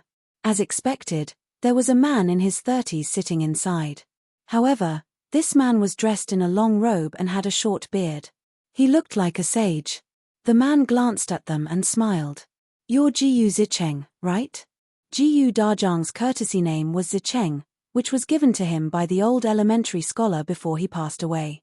It meant that he hoped that he could withstand the unfair tribulations in his life and rise in the future. The man continued, I am the mountain elder of the Tianhai Academy. Come, take a seat first. Dajiang couldn't help but twitch his lips when he saw him trying his best to calm down. He said, Zicheng. They are my family. Brother, please tell me where the mountain elder is. The man frowned. Didn't I tell you?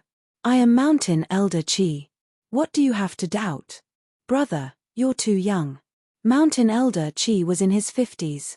Even though this person had a beard, he didn't look like he had reached that stage, right? The man was a little displeased. I just look young because I usually pay attention to my health. How did it become a reason for you to suspect me? Dajiang thought, if you don't look so nervous, you might be more convincing.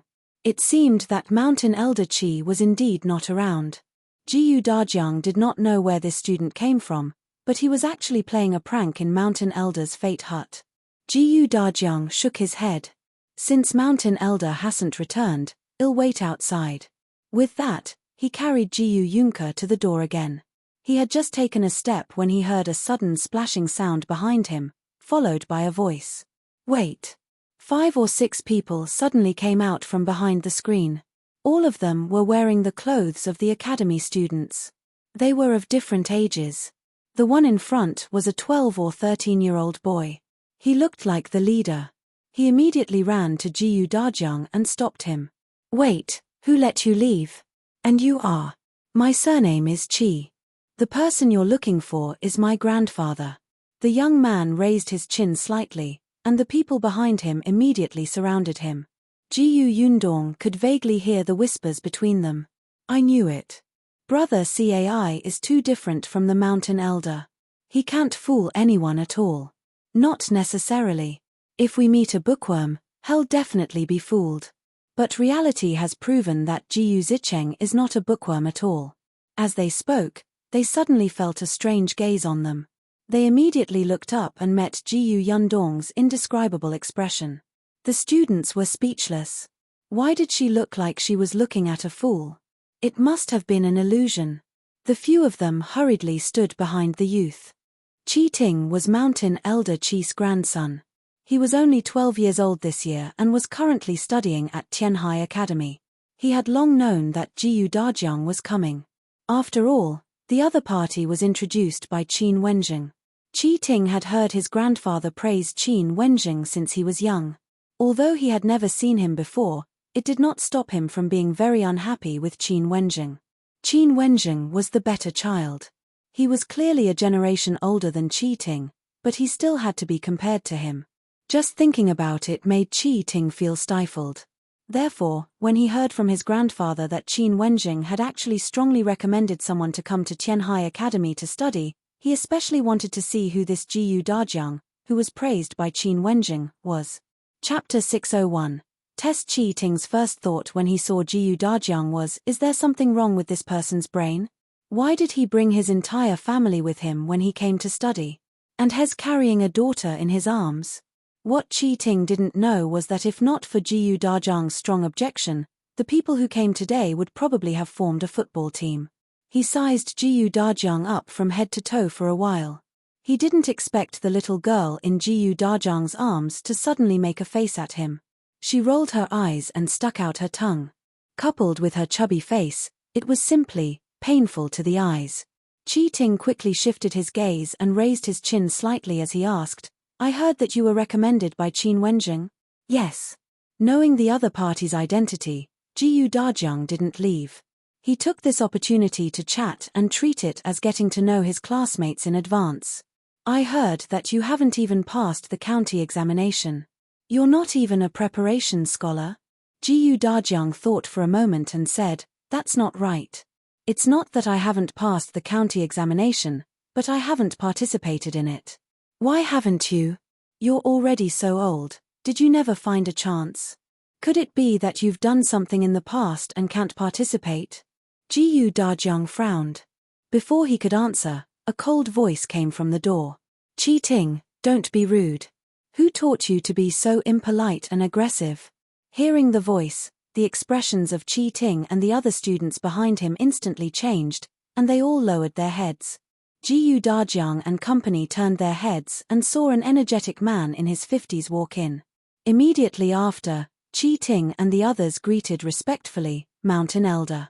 So this is Mountain Elder Qi? Jiyu Dajiang put down the girl in his arms and hurriedly cupped his hands in greeting. Greetings, Mountain Elder Qi. Mountain Elder Qi glared at Qi Ting before saying to Jiyu Dajiang, Zicheng, there's no need to be so polite. I didn't teach them well and made a fool of myself. Mountain Elder, you're being too serious. It was just a joke. The Mountain Elder glared at Qi Ting again. The latter suddenly trembled and hurriedly apologized to Jiyu Dajiang. The other students also apologized one after another. They were very polite. Jiyu Dajiang naturally wouldn't fuss over it. Seeing that Mountain Elder Qi had already sat down, he took out Qin Wenzheng's recommendation letter and introduced his wife and daughter. Mountain Elder Qi opened the recommendation letter and read it. He nodded slightly and said, Wenjing has already told me about your situation. Although I believe in his judgment, we can't skip the assessment. You know this, right? Yes, I understand. Please give me the question. However, the Mountain Elder took a sip of tea with an enigmatic smile on his face. Qi Ting was very familiar with this smile. He knew that his grandfather was going to have another bad idea. This was his favorite. Originally, Qi Ting wanted to leave. After all, his grandfather would settle the score later. But now, he couldn't bear to. He wanted to see Jiyu Dajiang make a fool of himself. If he didn't leave, the other students naturally wouldn't leave either. They were still curious about how the Mountain Elder would test the new student. Indeed, after a while, Mountain Elder Qi put down the teacup in his hand and smiled. Do you think that I'm going to test the contents of the books? Jiyu Dajiang was stunned. The Mountain Elder means, no way, he had really read a lot of books. The Mountain Elder waved his hand. Don't be nervous. It's not a difficult problem. As he spoke, he glanced at Jiyu Yundong and then at Madame Yang. Then, under Jiyu Dajiang's puzzled gaze, he slowly said, there are a total of 3 questions. Let's start with the first question. Chapter 602, Deadly Question. If one day, when you become an official in a certain place, a bandit captures your wife and eldest daughter and uses them to threaten you. The Mountain Elder's voice was very calm, but when he spoke, everyone's ears could not help but prick up. Even Jiyu Yundong was the same. He stopped in the middle of his sentence and Qi Ting whispered, my grandfather must be asking if he could protect his country in the face of the threat of the bandits. He should sacrifice his wife and daughter's lives to serve the country. Even those who had been officials had such thoughts. This question was a repeated one without any novelty. But very quickly, the Mountain Elder changed the topic and asked, and you can only save one person. Are you going to save your wife or your daughter? Everyone was speechless. Qi Ting felt his face hurt a little. Grandfather, your question is abnormal. Jiyu Yundong sighed secretly. Mountain Elder Qi was trying to stir up trouble. This was like a woman asking a man who should be saved first when his mother and wife fell into the water at the same time. As expected, Mountain Elder Qi had a gloating look in his eyes. He picked up the teacup and took another sip. He smiled and said, "Think about it slowly. There's no hurry." Unexpectedly, just as he finished speaking, Jiyu Dajiang said decisively, "There's no need for me to save them." The mountain elder stopped in his tracks. The others looked at him in shock. "I didn't expect you to be such a ruthless person. You don't even want the lives of your wife and daughter. Why? Are you going to marry another woman and have children with her?" Everyone looked at Madame Yang and Jiyu Yundong with sympathy. However, Madame Yang looked confused while Jiyu Yundong looked calm. Jiyu Dajiang continued, "Other than my strength, I can only talk. My daughter, Yundong, is very skilled. She can save my wife. If I go over, it'll cause trouble for her." Jiyu Yundong smiled. Yes, that was it. Mountain Elder Qi almost spat out his tea.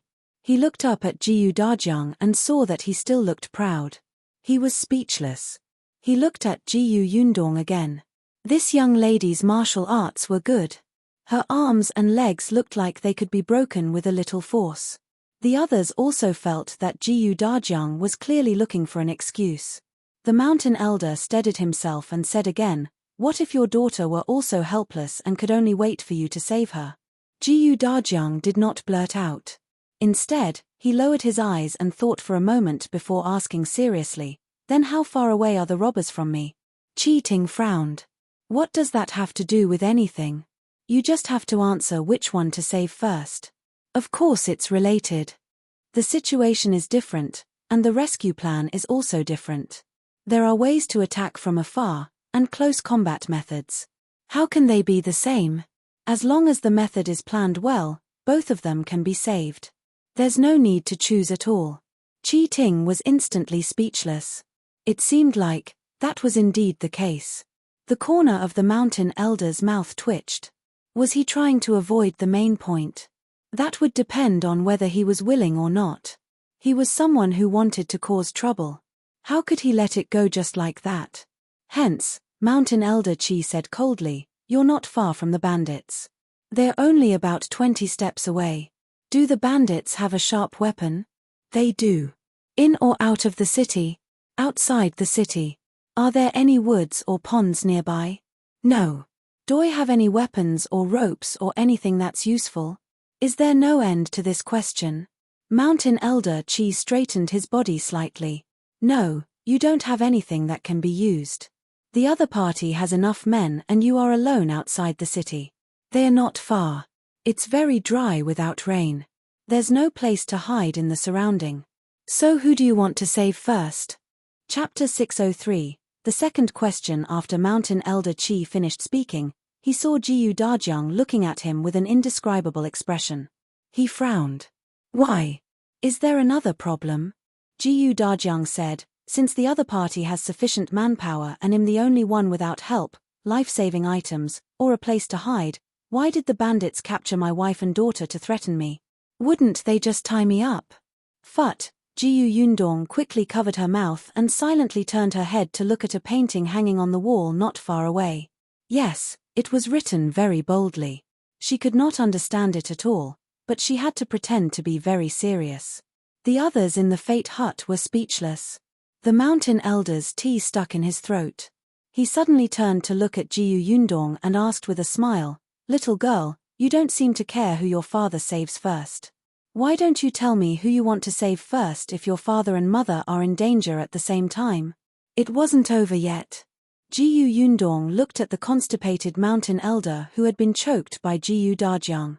She smiled and said, "Grandpa Mountain Elder seems to like asking this question. Why don't you tell me who you will save first if young Master Qi and student Cai fall into the water at the same time? I'm the one asking you now. Why are you asking me instead?" Jiyu Yundong nodded innocently. "That's right. It's Grandpa Mountain Elder who's evaluating my father now. Why are you asking about me? I've never thought of entering Tianhai Academy. Like the father, like the daughter. They had the same eloquence. The mountain elder was a little angry. No wonder Qin Wenjing had written in the letter that he could go ahead with the test, no matter how difficult it was. How could he do the exam? The student asked more questions than the teacher. After that, she even looked at him like he was old and his brain was not working well. It seemed that he would not be able to get an answer to the first question even if he asked again. He would just take it that the man had passed. All right. The first question is considered passed. Let's go to the second question next. Dajiang sat upright and nodded. Please ask, Mountain Elder. I won't ask this time. The second question is for you to do something. What is it? The Mountain Elder pointed outside. I'll give you an hour. Go to the lecture hall and ask each of the 20 students for a piece of calligraphy or painting. Calligraphy or painting? Yes, what's the problem? Dajiang shook his head. No problem. Yundong thought for a moment. It was 2 hours.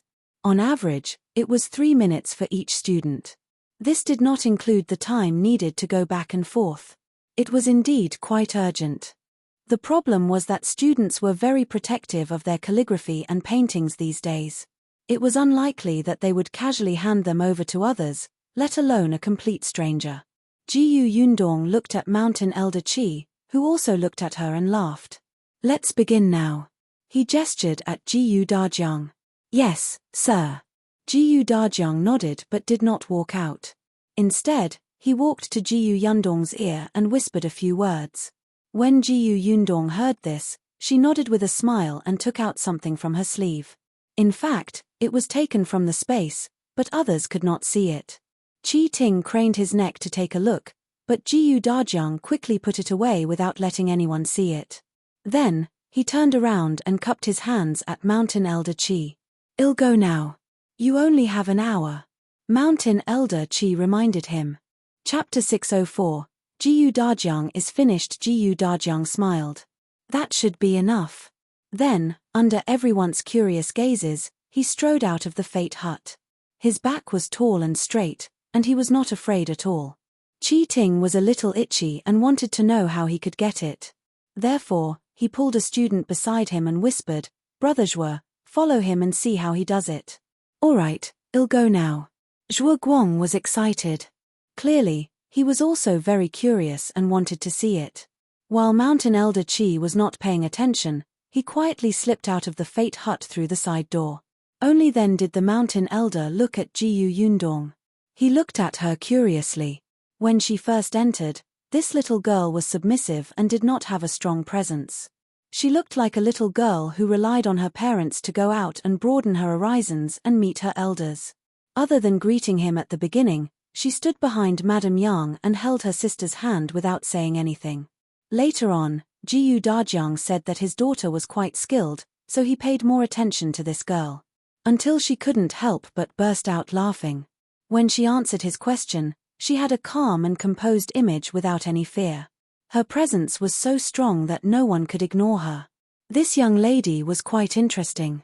He could not help but pour a cup of tea for Yundong and asked, What did you give your father? Yundong drank the tea quickly, but she did not answer his question honestly. Won't Grandpa Mountain Elder know in a while? You're quite tight-lipped. The Mountain Elder leaned forward slightly and took a few more glances. He realized that this young lady was actually very good-looking. Especially, even though she was so young, she actually had an aura that no one dared to underestimate. He turned around and looked at his grandson. The two of them seemed to be about the same age. A smile instantly appeared on the Mountain Elder's face, and he looked like a kind and amiable old man.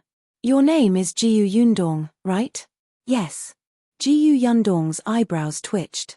This man looked like an old fox who was scheming against everything.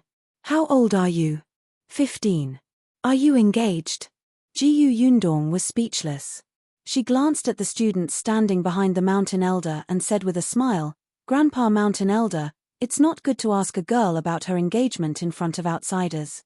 I'll be shy. The Mountain Elder was stunned.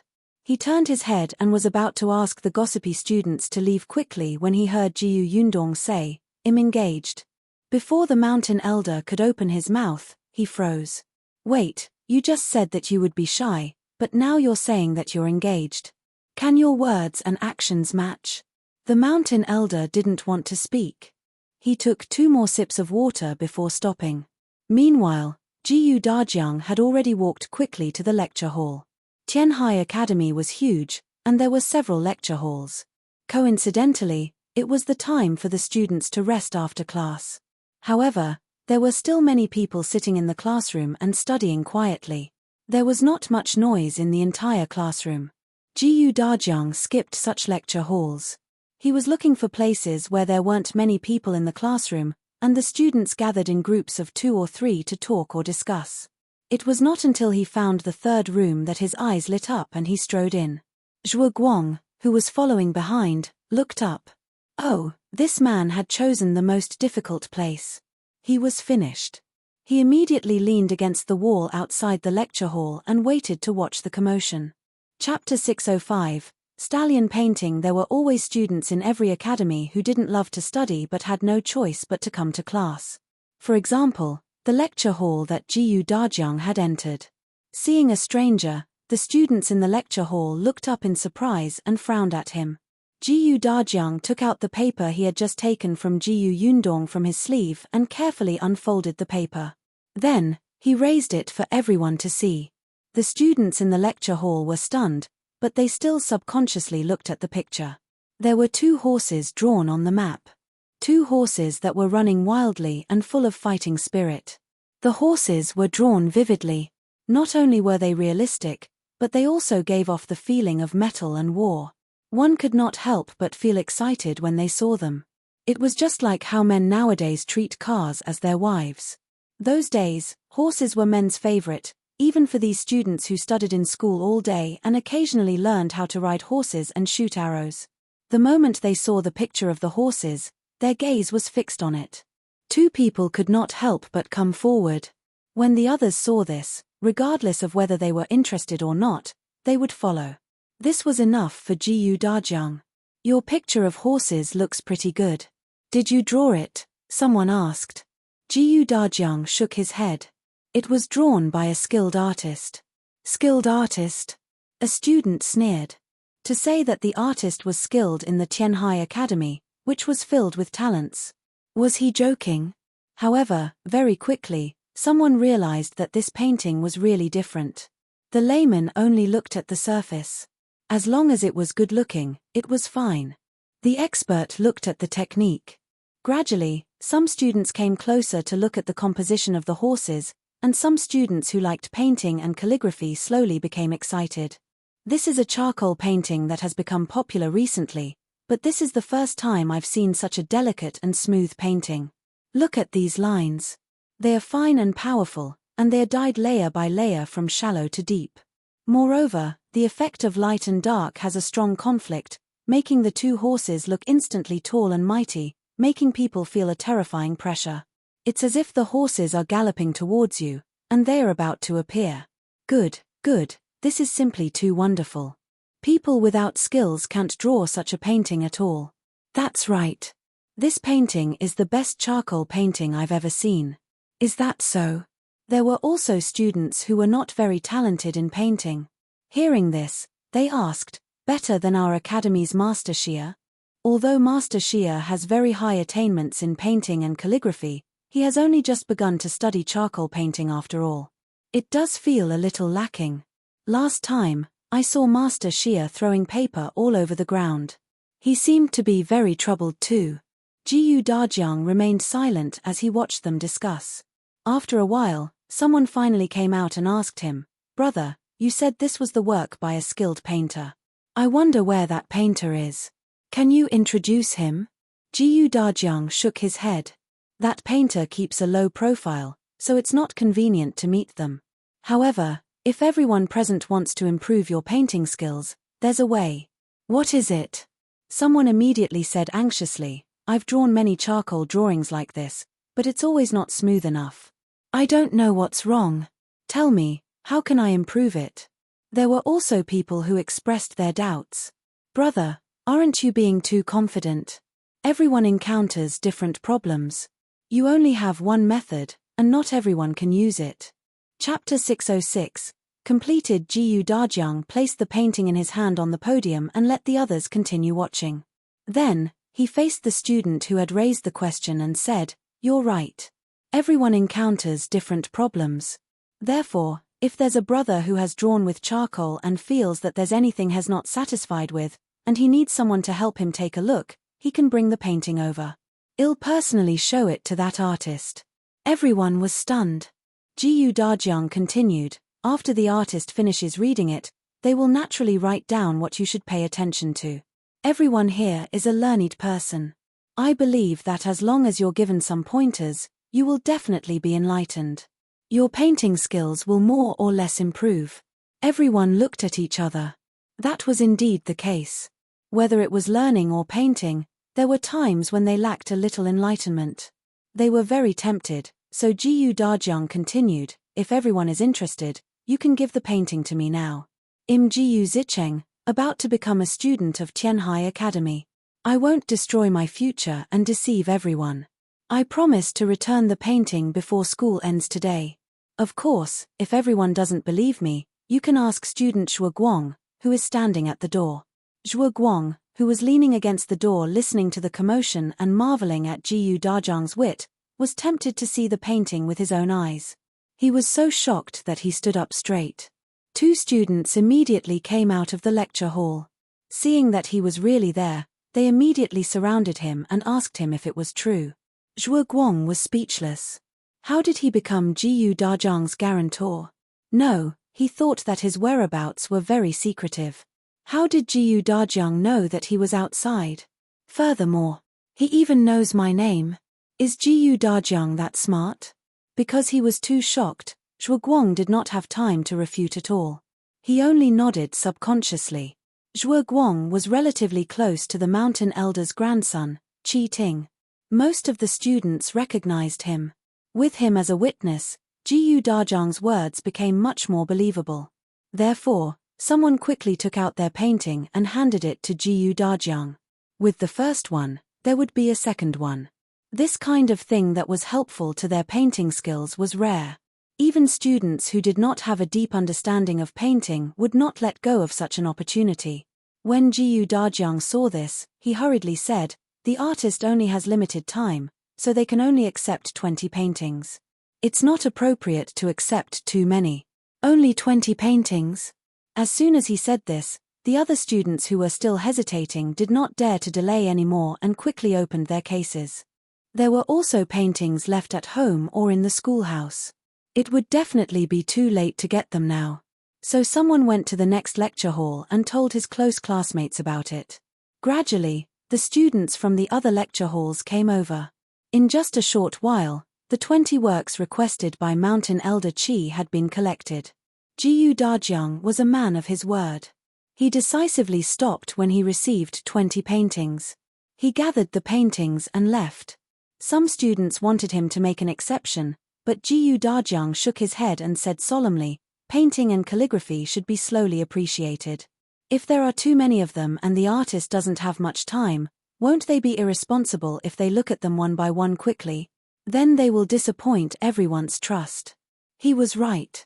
Although everyone was disappointed, they could only nod and let Dajiang leave. They only repeatedly reminded him, "You have to bring the paintings back before school ends." "Don't worry." Dajiang nodded solemnly. Chapter 607. You gave it to him? Zhuangzi, who was outside the door, calculated that only half of the time had passed. Wasn't this speed a little too fast? Was Dajiang the devil? No wonder Master Qin, who made Qi Ting hate him so much, would personally introduce him to Mountain Elder Qi. Zhuangzi shook his head and hurriedly ran towards the Fate Hut. He ran fast, and when he arrived, he was panting and covered in sweat. The student who was waiting for him at the door was a little surprised. "Why are you back so quickly? How is it? Can Zicheng do it?" Zhuangzi took 2 deep breaths before swallowing his dry throat and nodding. "He did it. He's on his way back now." That person was stunned and exclaimed, "He did it! In such a short period of time?" Everyone in the Fate Hut heard it. Mountain Elder Qi immediately let Shuguang in. Qi Ting couldn't wait. How did he do it? Tell me.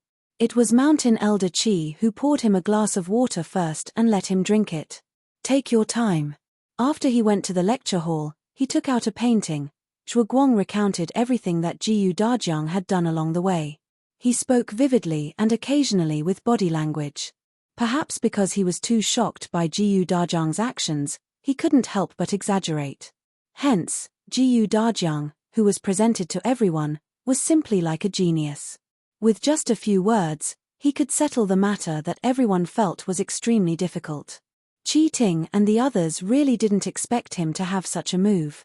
After hearing this, they couldn't help but fall silent. They had also thought about what they would do if they were in his shoes. Their first thought was to ask them one by one and persuade them. However, this method took time and the success rate was not high. Dajiang took another path. He threw out the bait and waited for them to deliver themselves to him without any effort. Everyone exclaimed. At this moment, they had a whole new level of respect for Dajiang.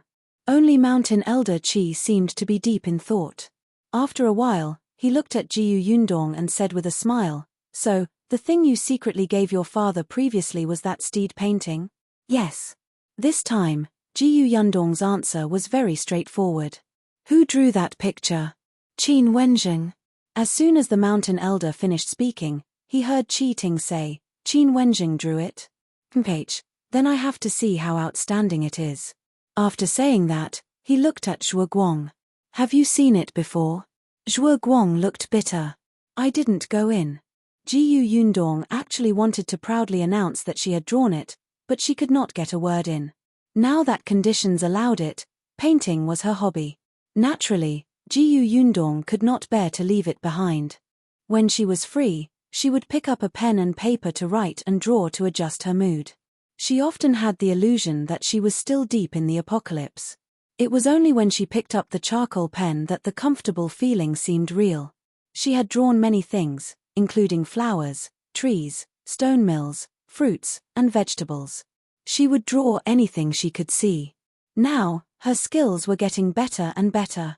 She had drawn the picture of the horses not long ago. After drawing it, she placed it in her space. Previously, her father had asked her if she had any paintings in the carriage. He wanted to borrow them. Yundong took out the painting on the spot and said that she happened to have it with her, so she handed it to him. As she was thinking, steady footsteps came from outside the door. Chapter 608. The third question. Dajiang returned with the 20-odd paintings. As soon as he entered, he said to Mountain Elder Qi, "I didn't disappoint you. I've already brought back all the paintings." Mountain Elder Qi was speechless. He already knew the process. The completion rate of the matter was far beyond his expectations. He asked Dajiang to put all 20 paintings on the table and looked at them one by one. There was indeed no problem. Finally, Mountain Elder Qi's gaze landed on the horse painting in Dajiang's hand. The others did the same, but Mountain Elder Qi didn't say anything, so they could only wait. However, Mountain Elder Qi quickly retracted his gaze and asked him curiously, "You used this painting to attract other students. If you didn't have this painting on hand, how could you take back these 20 paintings?" Dajiang said, "Then I can only ask other students for them. There are some students in the academy who don't have good family backgrounds. They sell paintings or help others write letters to support themselves financially. There should be more than one who wants to reduce the burden. As long as I find one, that student will definitely be able to help me find the other 19. Although there were students in the academy who spent money like water and cared about their reputation despite their family's difficulties, there were definitely students who wanted to reduce their family's burden and rely on themselves. Naturally, there were also such students who formed groups. Dajiang actually empathized with such people, so he could tell at a glance. As long as he secretly negotiated with them, he believed that it wouldn't be long before he could complete the mission. The mountain elder raised his eyebrows. It made sense. What if you're penniless and don't have the ability to buy their paintings? Dajiang wasn't afraid. Then I'd tell them that I know someone who will buy their paintings and I can still take back these 20 paintings. Even if these students didn't believe him, it was fine. There was still Zhuangzi, right? This guy could still vouch for him. Mountain Elder Qi laughed out loud and looked at Dajiang with even more satisfaction. As expected of someone introduced by Qin Wenjing. His thoughts were novel and not pedantic. He was flexible and would not pretend to be noble. Very good. It was the same for the first question. He knew to avoid the difficult matter and find a breakthrough elsewhere. He would not be so stubborn as to think of an answer. If he offended his wife and daughter, he would end up in a situation where his family was at odds. Still, after the mountain elder finished laughing, a malicious expression suddenly appeared on his face. Yundong's mouth twitched. Grandpa Mountain Elder, you should practice your facial management. In the past, when you were an official, did you often suffer because others saw your expression? Was that why you resigned early and came back to teach? The Mountain Elder said, regarding the second question, you have indeed passed. However, although you have brought back these paintings, you have also promised those students that before the school ends, you will get the artist to point out the shortcomings in the paintings. Now that it's almost noon, it's too late for you to give the paintings to the artist before taking them back. Besides, don't forget that I still have a third question waiting for you. He knocked on the table with a smile and glanced at the paintings on the table. Even if it's an expedient, you can't go back on your word to others. If you enter school in the future, you won't have the face to talk to these classmates, right? Mountain Elder Qi felt that the artist Dajiang was talking about was most likely Qin Wenjing. Unless Qin Wenjing was in the prefectural city, he would never be able to bring the paintings back to the academy before the school ended. But Qin Wenjing was in Fengkai County. Chapter 609, Should I remind Yundong? Dajiang wasn't nervous.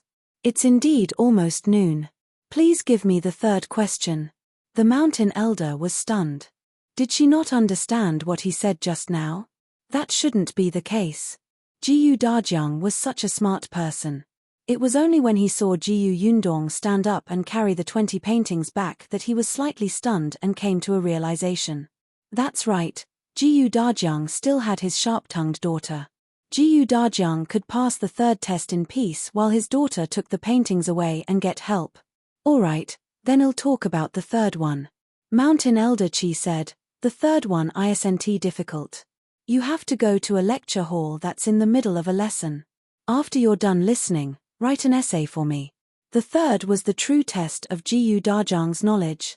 It was really not difficult in a way. Most people who had read books knew how to write an article. Moreover, this article did not have any restrictions.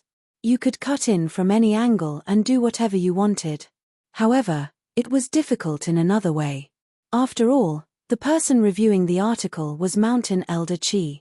As the Mountain Elder of an academy and an official for many years, it was said that he had participated in the imperial examination in the past. To Mountain Elder Qi, who had read too many good essays, an essay that was too mediocre and not eye-catching would disappoint him. Furthermore, although Dajiang had read many books and had written some articles in private, no one helped him review them. There was no interaction. It was a weakness. Dajiang felt that this was the true test for him.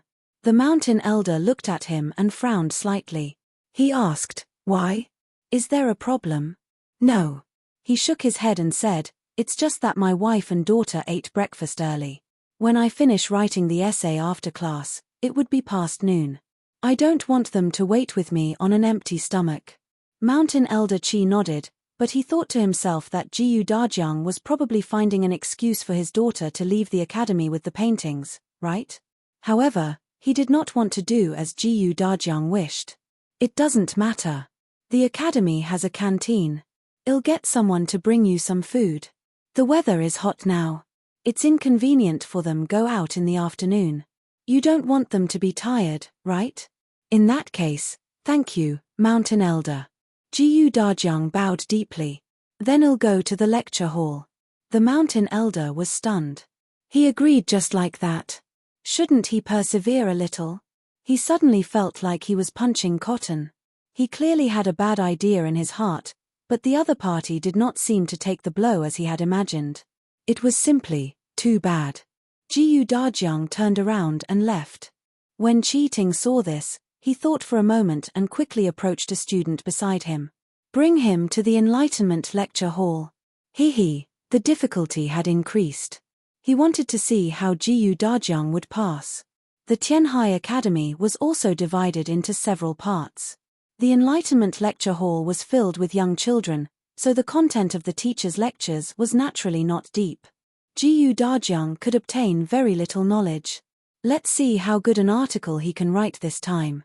The student nodded and quickly followed. Mountain Elder Qi saw it but did not stop him. In the face of a challenge, he would always encounter all kinds of accidents. It was also a good opportunity for Mountain Elder Qi to see how he could adapt to the situation.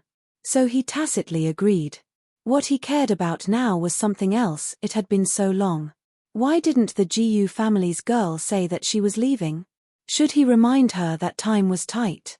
Chapter 610, Jiu Yundong's painting. Mountain Elder Qi cleared his throat, glanced at Jiu Yundong, and said, Miss Jiu, the school ends at 5 p.m. in the Tianhai Academy. His words were very obscure. Jiu Yundong nodded. Yes. Before I came here, my father had also asked around. School is a little late in the summer, and it will be an hour earlier in the winter.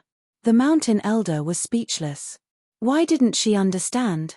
Where did her intelligence go? Or was he being too vague? He coughed lightly and gave up on himself. He said openly, Miss Jiu, time is quite tight. You have to return those paintings before the school ends. Shouldn't you make some moves? Ting scoffed. His grandfather was clearly going easy on him. But in the next moment, Jiu Yundong nodded. Grandpa Mountain Elder is right. It's better to return them as soon as possible. After saying that, she sat in front of the table, spread out the drawing paper, and read it carefully and seriously. The Mountain Elder was speechless. Everyone was speechless. What are you looking at? You don't understand anything about art, and you still act like an unfathomable expert. It doesn't even look like you're pretending, okay? After reading the first picture, Jiu Yundong roughly knew what the other party's focus was, which aspect was very weak, and what he had neglected. There were many points to mention. She looked around and asked Mountain Elder Qi, Grandpa Mountain Elder, can I use a pen? I can, but you, Jiu Yundong did not stand on ceremony. Mountain Elder Qi also had charcoal pens. Jiu Yundong was more comfortable with this. He took one and started writing on the drawing paper. The Mountain Elder was stunned. He suddenly stood up and walked to her. What are you doing? Jiu Yundong looked up and said matter-of-factly, of course I'm pointing out what's lacking and helping this student improve his painting skills. Didn't my father say so? No, what nonsense are you writing? Cheating and the others quickly walked forward and said angrily, your father asked you to let the painter who drew the painting of horses point it out, not for you to mess around here. Do you know how much the students of our academy cherish these paintings? How can they let you paint randomly on them? Do you know that you've ruined their hard work? The others nodded one after another, as if they could empathize with someone who did not take their intentions seriously. Miss Jiu, your father promised to return the painting before the school ends. We understand that he doesn't want to go back on his word and deceive the students, but we can't let you fool us, right? Miss Jiu, if your father really can't do it, it's not a big deal to return the paintings and apologize. That's right. It's too disrespectful to write on someone else's painting so casually. The Mountain Elder frowned and turned his head to glare at his grandson and the other students. All right, what are you all talking about? Miss Jiu hasn't said a word and you've already lambasting him. All of you aren't young anymore. What if you scare her? As soon as he spoke, the others immediately lowered their heads and did not dare to make a sound. Weren't they too anxious and afraid that she would destroy someone else's things? They didn't really want to scare her. Jiu Yundong was helpless. She unfolded the painting of horses that her father had left behind before he left. I drew this painting. The artist that my father mentioned is me. Mountain Elder Qi? The others. What are you talking about? The wind's too strong. I don't think I heard you properly. Chapter 611, Cute students. The mountain elder could not help but look at Jiyu Yundong. Then, he lowered his head and looked at the picture of horses on the table. Then, he continued to look at Jiyu Yundong and then at the picture of horses. He repeated this several times, but he was still in a daze. The others did the same thing. Jiyu Yundong wanted to laugh. Thinking about it, it made sense. If it were her, she wouldn't believe it either. After a while, someone finally asked with difficulty, You're not bluffing, right? Jiyu Yundong simply took out a piece of drawing paper from the side and twirled the charcoal pen in her hand. Then, she placed it on the paper and started drawing. Her movements were very fast. It was obvious that she was familiar with it, as if she had practiced it thousands of times. Not long after, a simple version of Mountain Elder Chi appeared on the paper. It looked very smooth. The picture of horses was really drawn by me. Jiyu Yundong emphasized it again and said helplessly, so my father did not lie to anyone. Now, can I write on the painting? Everyone was stunned by Jiyu Yundong's actions. When they heard her question, they subconsciously nodded. Jiyu Yundong ignored them and lowered her head to look at the second painting. After she finished writing her opinion, a student suddenly jumped in front of Jiyu Yundong. His face was red and he said excitedly, You actually drew the picture of horses. Miss Jiyu, your drawing skills are too good. Actually, I'm very interested in charcoal drawing. I have many works in my dormitory. Can you help me take a look? Please visit Cytosteris, C0M maybe Y0 you will eng 0 Y the captivating Sh 0 RTST 0 Reese. And me. I've been thinking about it for days. Miss, please wait a moment. I'll go to the schoolhouse to get the painting. Jiyu Yundong raised her head and looked at these people in surprise. These days, most of the students were aloof, especially in terms of learning. They might not look down on women, but they were definitely unwilling to consult a girl who was younger than them. It would make them feel embarrassed. Qin Wenjing was an exception. From his attitude towards his wife, it could be seen that he respected women and would not underestimate them. But Jiyu Yundong suddenly felt that it was the right choice for her father to come to Tianhai Academy to study. Of course, Jiyu Yundong did not mind interacting more with such a group of adorable students who were modestly asking questions and focused on improving their knowledge. However, the mountain elder was unhappy. He coughed lightly and said with a frown, All right. All of you are squeezing in front of the girl. What's wrong with you? Where are the rules and etiquette you learned? Also, how long have you been in the Fate Hut? It's time for class. Aren't you going back? Everyone shrunk their necks from the scolding. They wanted to say something, but they did not dare to. In the end, they could only turn their heads to look at Qi Ting. Qi Ting himself wanted to squeeze forward, but unfortunately, he was young and short. He was actually blocked behind. At this moment, he was depressed. Therefore, he completely ignored the gazes of the others. The mountain elder glared at everyone again. Only then did these people lower their heads and leave dejectedly. Qi Ting did not leave. The mountain elder frowned and looked at him majestically. Why? Are you still not leaving? Grandfather, there are important guests at home. As the host, how can I not stay and entertain them? Qi Ting said righteously. Moreover, it's almost noon. I'll go to the canteen to get food for them. With that, he ran to the reception hall to get the food box and left. As soon as he left, Mountain Elder Qi pursed his lips. He immediately moved a chair and sat beside Jiyu Yundong calmly. Chapter 612, I'm guiding you Jiyu Yundong, where were the rules and etiquette? The Mountain Elder said in all seriousness, I'll just sit at the side. You do your thing and I'll watch mine. Don't worry, I won't make a sound to disturb you. Jiyu Yundong's hand that was holding the charcoal pen was a little stiff. Mountain Elder Qi, you've been an official for many years and have an imposing aura. You're already disturbing me by sitting beside me, okay? Hurry up. You have a total of 20 paintings. Mountain Elder Qi still had a serious expression. I'll take the opportunity to see how your handwriting is and give you some pointers. Jiyu Yundong was speechless. This was the first time she had seen someone stealing skills from others in such a refreshing and refined manner. Why? Do you think I can't guide you? Seeing that she did not move for a long time, Mountain Elder Qi became a little anxious. He immediately said with a straight face, "Do you know how many people in Tianhai Academy want to receive half a word of advice from me?" Yundong smiled. "No, it's my honor to have the Mountain Elder's guidance." "Yes." Mountain Elder Qi nodded in satisfaction. Yundong secretly heaved a sigh of relief and lowered her head to look at the paintings.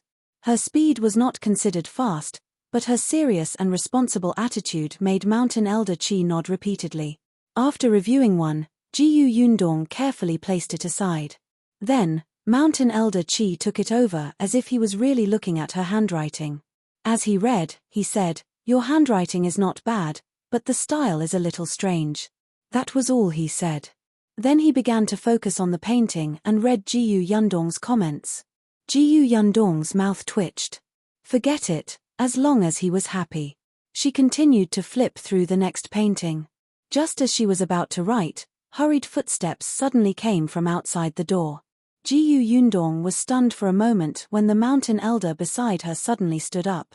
He was a few steps away from the desk, as if it had been someone else who was sitting at the side and looking at the painting. He had just taken 2 steps when Ting came in with a lunchbox. The mountain elder nodded at him. "All right, since the food has been brought back, bring Madam Jiu and second Miss Jiu to the reception hall to eat first. Remember to entertain them well." Ting's hand, which was about to put down the lunchbox, paused. "Me? Of course. Aren't you the master?" Ting glanced at little Yunke and Madame Yang, who were playing with the puzzle pieces not far away. This puzzle was given to them by Mountain Elder Qi. It was a good toy for children. He glanced at Mountain Elder Qi and Yundong, who did not seem to intend to eat now. He could only accept his fate and call the 2 of them to the reception hall at the back. The little girl looked at Yundong, who nodded. "Go ahead. Eldest sister will wait for father to come back before having lunch. You and mother can go eat first." She was indeed not hungry. It was not time for lunch yet. But Yunke was different. The young lady did not eat much in the morning. Usually, when she was at home, they would prepare some snacks or fruits. When she was hungry, she could fill her stomach. However, she was coming to Tianhai Academy today. The young lady had heard from her brother that she could not eat casually in school, so she did not bring any snacks. In fact, she was already a little hungry. With Yundong's approval, she put down the puzzle and obediently held Madame Yang's hand as she followed behind Ting. Yundong continued to examine the paintings on the table. Ting led them to wash their hands first. Madame Yang and Yunke were quiet. After washing their hands, Madame Yang wiped her hands with a handkerchief. Ting watched from the side. He was about to say that a brat was a brat, who needed someone else to wipe her hands. Who knew that in the next moment, his eyes suddenly widened. Chapter 613, Are You a Bear? Ting looked at Madame Yang in a daze. Seeing that her gaze was honest and not at all ashamed of being seen by others when she reached out to let her daughter wash her hands, he finally realized that something was wrong. When the 2 of them walked to the dining table and Ting took out the food from the food box, he heard Madame Yang's eyes suddenly light up. He quietly said to Yunke, "There are dumplings. They are my favorite food." Ting finally confirmed his thoughts. This Madame Yang didn't seem to be a normal person. Previously, he had not noticed Madame Yang. It should be said that once Dajiang entered, Madame Yang and Yundong's presence were extremely low, except for Yunke, who was in his arms and making faces at him. It was only after Yundong and his grandfather had fought back and forth for 2 rounds that he felt that Yundong was actually a lady who hid her strength. But Madame Yang was very quiet. Even when she was playing puzzles with Yunke, she did not make a sound. Therefore, it was only now that he finally realized that Madame Yang was unusual. However, Ting didn't understand. Even though he had read for so many years and wasn't pedantic, he couldn't understand Dajiang's actions. Towards his wife, who might not be smart, Dajiang was able to stay by her side. This meant that he valued relationships and was a responsible man. Ting admired him. However, when he was out and at such an important and rigorous time in his studies, It was fine if he brought along a capable daughter. However, if he brought along a wife who couldn't help at all and didn't even understand what they were talking about or even might drag him down, Cheating felt that Dajiang was abnormal. At this moment, he was a little regretful. Wasn't it too much to deliberately arrange for him to be in the Enlightenment lecture hall? Cheating was still thinking. When he came back to his senses, he realized that the adult and child opposite him had already eaten more than half of it. He quickly lowered his head to eat. After eating, he still had to ask Yundong about the drawings. He wanted to know who Yundong had learned how to draw. Was it Qin Wenjing? However, halfway through his meal, he suddenly felt a strong gaze that made him unable to sit still. Cheating suddenly looked up and met Yunqi's big, watery eyes. He was stunned. What's wrong? Can't eat anymore? The little girl shook her head, but she still stared at him, on the small plate beside him. Cheating followed her gaze. He had specially taken out this small plate and placed it at the side to contain the food he didn't want to eat. Now that he was being stared at by a little girl, Cheating inexplicably felt flustered. He glared at the little girl. What are you looking at? You're picky. Yunke pointed at the small plate in front of him and said, You don't eat vegetables, you only eat meat. What's wrong with not eating vegetables? He liked to eat meat. The young lady was young, but she had a lot of control. Cheating stuffed a piece of meat into his mouth in front of her. The little girl frowned. Why? The vegetables are so delicious. Listen, they're crispy when you bite them. She even demonstrated as she ate with relish. Cheating looked at her little mouth moving and actually felt that he was a little greedy, as if the vegetables in her mouth were especially delicious. Stop. Delicious my ass. I'm not a rabbit. I don't eat grass. Yunke blinked. Are you a bear? Chapter 6:14. This person has evil intentions. What bear? Cheating suddenly stood up. Are you cursing me? Yunke looked confused. No, I heard from Brother Armaro that bears only eat meat. Madame Yang nodded and testified. I heard it too. Cheating glared at the mother and daughter. No, he retracted his previous thoughts. Dajiang was not simple at all. Other than Yundong, who hid his strength well, these two were also extremely lethal. They silently scolded him, but he could not blame them. Look at the expressions on their faces. It was as if he had done something wrong. Yunke saw that he seemed to be very angry and quickly went to Madame Yang's ear and whispered, Mother, we seem to have said something wrong. Sure, let's pretend that we didn't make a sound just now. Let's eat and let him think that it's an illusion. Alright, let's pretend that we don't know that he's picky about food. Don't look up and just muddle through. Yes, let's do that. Cheating, if you want to whisper, at least lower your voice. I can hear you. I can hear everything you say, alright? However, the two of them had already lowered their heads. Their faces were almost buried in the bowl, not even showing their eyes. Cheating was so angry that he laughed. Can you guys pretend any better? But what could he say? Was he really going to argue with a child and a fool?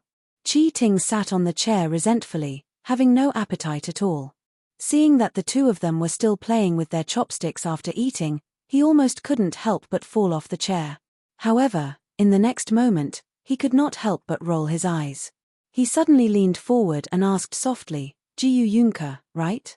The little girl raised her head. There was still a grain of rice on her tender little face. When Cheating saw this, he couldn't help but feel an itch in his hand. He wiped it off with a handkerchief.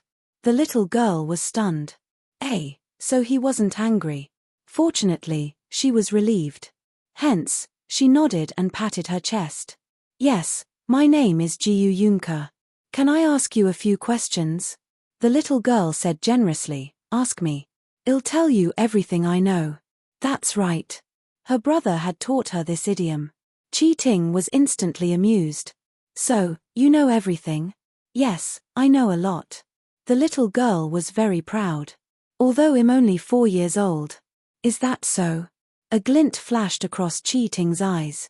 Then tell me, who did your elder sister learn her drawing skills from? Qin Wenjing.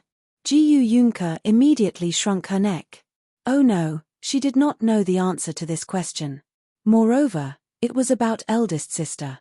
Aunt Ku had said that she could not tell others about eldest sister, especially men. If that happened, eldest sister's reputation would be greatly affected. After thinking for a while, the little girl could only say weakly, Can you change the question? Qi Ting was stunned and pondered for a moment. Perhaps this question was a little difficult for her. Hence, he changed the question. Is your sister very familiar with Qin Wenjing? He actually wanted to know about Qin Wenjing. The young lady was unhappy. Why did he keep asking about big sister? He definitely had ill intentions. So she shook her head decisively. I don't know. Qi Ting was impatient. Seeing this, he was a little annoyed. Didn't you say that you know everything? That's right. Jiyu Yunke looked as if she was telling the truth. Qi Ting said, All right, then tell me, what do you know? Chapter 6:15, Jiyu Dajiang's article I know. You have to add oil before you stir fry. You have to scrape the fish scales. The drumstick meat is delicious. Jiyu Yunke counted her fingers and said one by one, if there's a fire in the pot, you can't pour water. If you eat too much sugar, you'll have cavities. If you soak dry wood ears in water, don't soak them for too long. In the end, she said in a strong voice, also, you can't be picky about food. HMPH. Qi Ting gritted his teeth. He suddenly wanted to grab this little girl's pink little face and pinch her flesh to see what else she could say. Controlling his restless hand, Qi Ting snorted coldly. No matter what, it's still food. Other than eating, what else do you know? The young lady's face flushed red. What was wrong with her knowing about food? That was already very impressive. At this moment, applause came from the reception pavilion. They turned around at the same time and saw Mountain Elder Qi standing at the door. His admiring gaze landed on Jiyu Yunke. Well said. The young lady is so sensible at such a young age. She's much better than certain people. When he mentioned certain people, his gaze landed on Qi Ting with disdain. He paused on the pile of vegetables he picked out. It's shameful to waste. Even a little girl knows the principle. You've been studying for many years, but you've learned nothing. Qi Ting was a little vexed. He should have destroyed that plate of vegetables first. It was all because of this little girl. He looked at Jiyu Yunke. The young lady had already run to Jiyu Yundong's side. Eldest sister, I'm done eating. Was the food good? Jiyu Yundong took out a handkerchief and wiped her mouth. The little girl was instantly satisfied and nodded vigorously. It's delicious. I ate so much. Jiyu Yundong patted her head and held her hand as they walked back into the reception pavilion. When she passed by Qi Ting, she turned her head and glanced at him. Although she didn't say anything, the blatant contempt in her eyes was especially conspicuous. Qi Ting almost fainted from anger. Wasn't it just discriminating against him for being picky? He would eat for them to see. He angrily picked up the plate and poured the vegetables into his mouth. He took a few bites and swallowed them. Jiyu Yunke looked at him worriedly. Why did he eat vegetables as if they were poison? The little girl couldn't understand. Qi Ting went out after eating. Unexpectedly, Jiyu Dajiang returned just as he walked out. Qi Ting turned around again. He wanted to see what good article Jiyu Dajiang could write after his class. When the mountain elder saw him, he hurriedly called him over to eat, telling Jiyu Dajiang that he could write after eating. Jiyu Dajiang didn't stand on ceremony. He was indeed hungry. However, he ate quite fast. After all, he did have some ideas in his mind at the moment. It was better to write them down as soon as possible. Therefore, after he hurriedly finished eating, he immediately went to the desk and began to write. Qi Ting wanted to take a look, but he was afraid of affecting him. After all, when he was writing an article, he hated being disturbed the most. Hence, he endured it and waited for Jiyu Dajiang to finish writing before eagerly taking it. But Mountain Elder Qi was one step ahead of him and picked up the article first. Qi Ting was speechless. This was really his biological grandfather. As if he did not see Qi Ting, the mountain elder sat in his seat and poured himself a cup of tea. Then, He began to savor it leisurely. After reading 2 sentences, he suddenly paused and looked up at Dajiang in surprise. You. Chapter 616. One less person. Mountain Elder Qi confirmed again that he was not seeing things. He still asked in disbelief, "You went to class and became a teacher?" Dajiang was indeed brought to the Enlightenment Lecture Hall. He was tall and not young. The table in the Enlightenment Lecture Hall was a little low. Dajiang sat at the back, making the other students curious. The teacher was also very helpless, but knowing that this was the Mountain Elder's request, he could only pretend not to see Dajiang and continue his class. However, halfway through the lecture, the teacher suddenly had an uncomfortable feeling in his stomach. He could only temporarily assign the students the task of reading books and leave the lecture hall. As soon as he left, the children, who were still young and naughty, immediately started buzzing. There were also a few mischievous children who ran to Dajiang's side and surrounded him to ask questions. Dajiang saw that this wouldn't do. Coincidentally, he knew the knowledge of the preparation class. Furthermore, he realized that this teacher's lectures were a little boring. Perhaps it was fine to teach older students, but it was quite torturous for these children who couldn't sit still. Dajiang happened to be a very patient person with children. Whether it was Yundong or Jinxiu, he had taught them at home. He was experienced. Moreover, ever since Jinxiu went to school, he would come back every day and talk about the school and the interesting things he did with Yuanji. Dajiang gradually figured out the attitude of students at this age. Therefore, facing these students who were about the same age as his son, Dajiang lectured like a storyteller. Soon, people listened and memorized the knowledge in the books. In the article that Dajiang was writing, he was elaborating on the point of view of teaching according to one's aptitude. The Mountain Elder's eyes lit up as he nodded repeatedly. Good, well written. The novelty of the angle, the novelty of the argument. The article proved his point in several ways. Not only did the article have a deeper meaning, but he also knew very well that this article was for him, the Mountain Elder, to read. What did the Mountain Elder care about? Of course, it was the Academy's teaching. This article was simply to the Mountain Elder's liking. Mountain Elder Qi laughed out loud after reading it. He stood up and patted Dajiang's shoulder. You completed all 3 questions, and you completed them very well. Dajiang, welcome to the Tianhai Academy. From tomorrow onwards, you can come to the academy to study. Dajiang's eyes lit up as he finally heaved a sigh of relief. Thank you, Mountain Elder. Mountain Elder Qi was very happy. Qin Wenjing had indeed introduced him to a good student.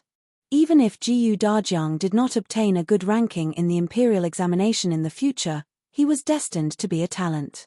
He put away the article and walked to the side to write a letter for him. When you come tomorrow, bring this post to Supervisor He. He will arrange everything. Thank you, Mountain Elder. Dajiang received it cautiously, feeling delighted. As for these 20 paintings, just leave them here for now. I'll get someone to return them to those students before school ends. Yes, Dajiang naturally agreed. When he looked up, he saw that Mountain Elder Qi looked a little tired. He knew that the man had been busy for half a day, so he immediately bade him farewell.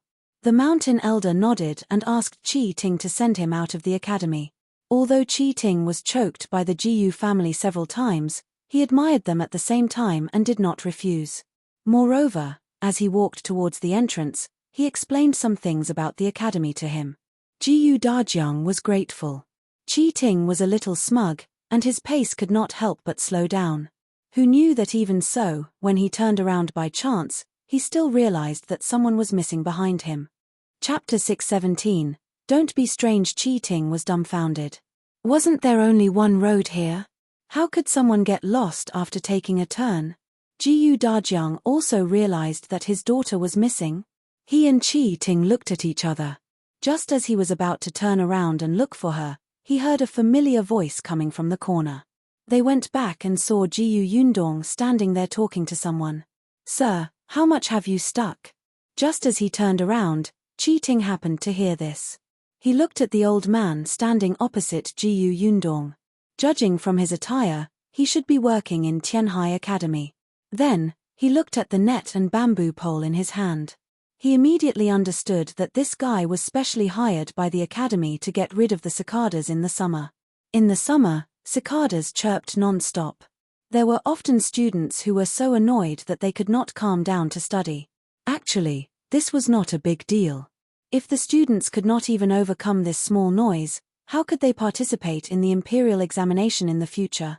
However, there were many rich young masters in the academy. They did not want to hear the sound of cicadas. They could not study in such a noisy environment. Therefore, they found someone to capture these cicadas.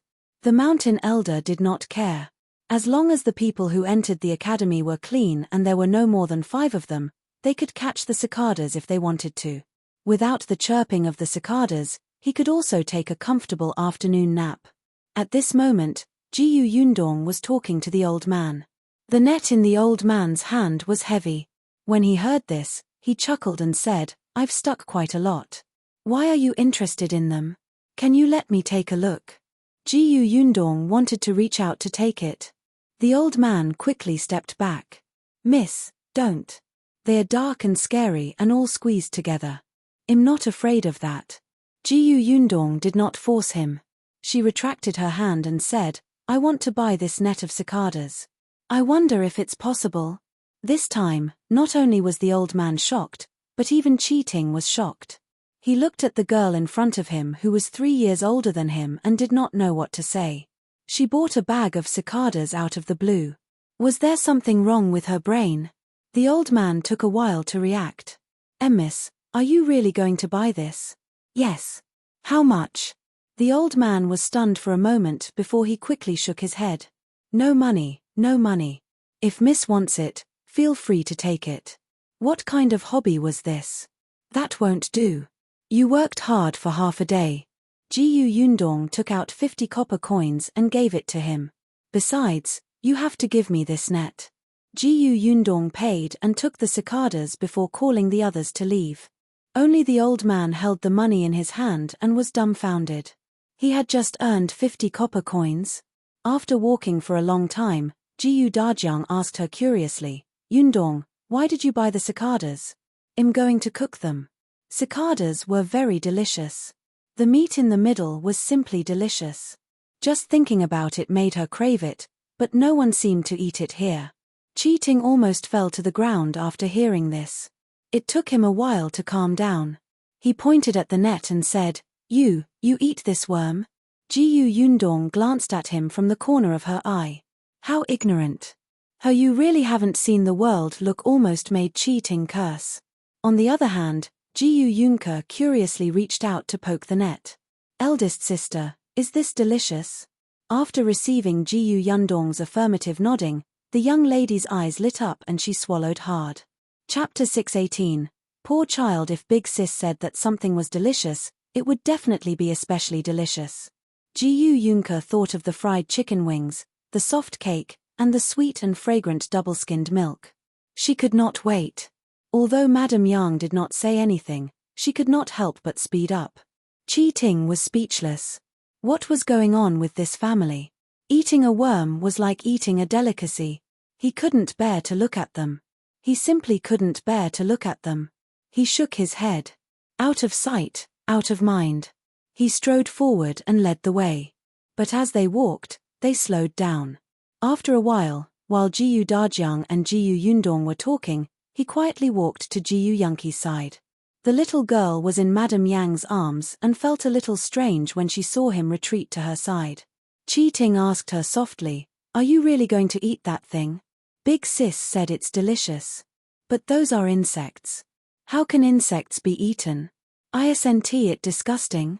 Cheating felt extremely disgusted just thinking about it. The little girl frowned and was very dissatisfied. "It is edible. When I was fleeing for life, I ate everything, including soil." "You're picky." Cheating was very indignant at her accusation. Even if he wasn't picky about food, he wouldn't eat soil, right? "Hey, wait." He looked at Yunke. "Did you escape here?" He really did not know about this. Qin Wenzheng's letter had not mentioned it. Yunke nodded. When I fled, I was so scared. I had nothing to eat or drink. Cheating immediately stopped talking. Although he had not personally experienced that disaster, he had heard a lot.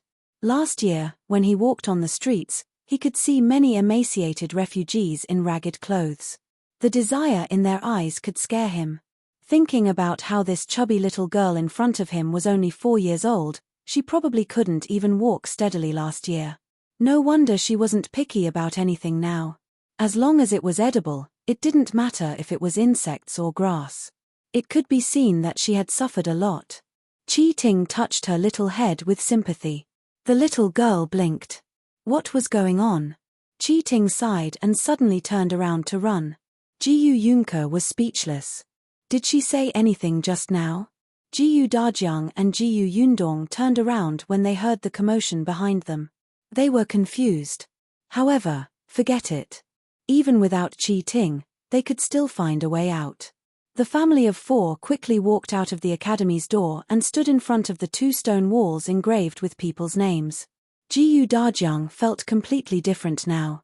From now on, he would be a student of this academy. When he saw these names, he felt honored. Shuirong led the carriage over.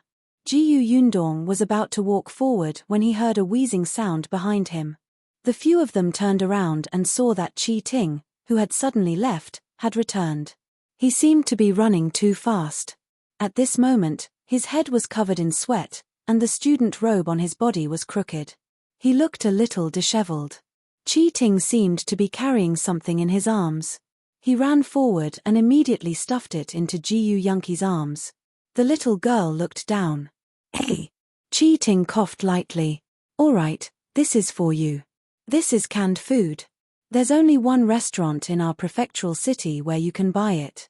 The taste elsewhere is not authentic. It's very rare. Take it back and eat it slowly. He wanted to say that she shouldn't eat the cicadas, but after thinking about it, he decided not to. Jinxiu looked at the canned food in her arms and then looked up at him.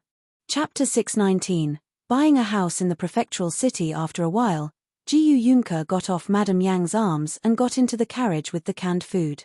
Cheating looked at the little girl's hurried pace and felt a little upset. Why didn't you even thank me? This is the only can I have. You're heartless. Jinxiu had already let Shuirong help her up the carriage. She took out 2 cans from the cabinet inside and was carried down by Shuirong. She ran back to Cheating and handed him the cans. Here. Cheating looked at the 2 cans in his hand in a daze and heard the little girl's crisp voice. I have a lot of cans. If you want them, come and buy them in the future. These 2 cans are for you. You'll have to pay in the future. After giving her instructions carefully, she waved her hand. I'm leaving. Goodbye.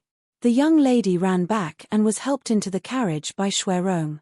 After the carriage started moving again and gradually left without a trace, Cheating lowered his eyes and looked at the 2 bottles of canned food in his arms. He muttered, I already said that the other places are not authentic. Even if there are a lot of cans, they won't be delicious. Before he could finish speaking, he turned around and happened to see the word Jinxiu engraved at the bottom of the bottle. Jinxiu. Cheating was stunned. Yes, wasn't Dajiang's surname Jinxiu? No, it couldn't be, right? At this moment, the little girl was also holding the can in her arms. She felt that Cheating was a strange person. One moment, he looked like a good person, and the next moment, he looked like a bad person. It was too complicated. After thinking for a while, she gave up and went to grab the cicadas in Yundong's hand. Yundong let her be and turned to talk to Shuirong. Have you found a broker? I found one. They're in the alley ahead not far. Yundong had thought about it. If her father wanted to study here, her mother would probably have to accompany him. Dajiang was not suitable to live in the academy's dormitory. It was necessary to buy a house nearby. Firstly, it was for his father to stay. Secondly, she would have a place to rest in the prefectural city. Therefore, before their family entered the academy to meet Mountain Elder Qi, Yundong had asked Shuirong to look for a nearby broker. Not long after, the carriage stopped at the entrance of an alley. Indeed, a middle-aged man with a fan stood by the road. When he saw Shuirong, He immediately retracted his fan and hurriedly welcomed him with a smile. "It's Master Jiyu, right?" He stood beside the carriage and personally helped Jiyu Dajiang down. He smiled and said, "Brother Shui told me that Master Jiyu is about to study at Tianhai Academy. Congratulations, Master Jiyu." This was the first person to congratulate him after leaving the academy. Although Jiyu Dajiang didn't show it on his face, his heart was really delighted. As expected of a broker. He was too eloquent. Jiyu Yundong also got out of the carriage. On such a hot day, she did not let Madame Yang and Jiyu Yunke cause trouble. She directly asked Shui Rong to send them back first. It was enough to have her and her father to look for a house. After the carriage left, the broker began to introduce, "This place is close to the academy, so there must be a shortage of houses. Many people are unwilling to sell, so they rented the houses to those students. Little brother Shui told me about Master Gus' request. I have 3 good ones on hand. I'll take you to see the house in front first. This way, please." Perhaps because it was close to Tianhai Academy, there were many houses here and it was quite lively. However, compared to the bustling city, it was much quieter. Chapter 620, Seducing Her Father? The first house the broker brought them to was a courtyard that was slightly larger than Aunt Ku's house. This place was the closest to the academy, and it was also the most suitable place for scholars to live. Because it was quiet, there were not many shops around. It was said that the few families next to it were all students of the Tianhai Academy. They often discussed knowledge together, and the learning atmosphere was rich. Most importantly, there were no random people coming and going. It was safe. Jiyu Dajiang and Jiyu Yundong went in to take a look. The house was indeed quite good. Although it was only one courtyard, it was enough. However, it was empty. There was no furniture at all. If they bought it, they would probably have to buy something new. The broker introduced as he walked, "This house is still considered new. The original owner just moved out yesterday. If you had come 2 days earlier, I'm afraid they wouldn't have been able to vacate it." As he spoke, he checked their reactions. Jiyu Yundong did not say anything, and Jiyu Dajiang did not show any expression. After looking around, the 3 of them came out. The broker led them to the second house. The second house was a little further away, but the road outside the gate was very wide. It was not a problem for 2 carriages to travel side by side. There were some grocery stores around that sold daily stuff. They were not big, but they were very convenient and not noisy. When Jiyu Dajiang and Jiyu Yundong reached the door, they liked this environment. Moreover, this house seemed to be new. It should have been renovated not long ago.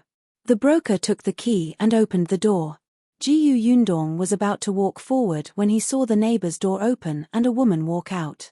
She was slightly stunned when she saw Jiyu Yundong and his daughter standing at the door. The broker was already calling them over. "Master Jiyu, Miss Jiyu, come in and take a look."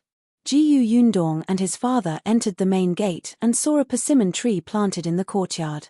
The tree was probably quite old and its branches had already reached the next door. It looked rather comfortable. The courtyard was quite big. Although there was no furniture, there were many rooms, and the study, kitchen, and guest rooms were clearly divided. The broker brought them around, but he still could not see any satisfaction or dissatisfaction on their faces. He immediately sighed inwardly. This courtyard was the best among the 3 families. The house was big and new, and the location was good. Of course, the price was naturally the most expensive. However, the Jiyu family had yet to ask for the price. They could discuss it slowly. "Let's go to the next house."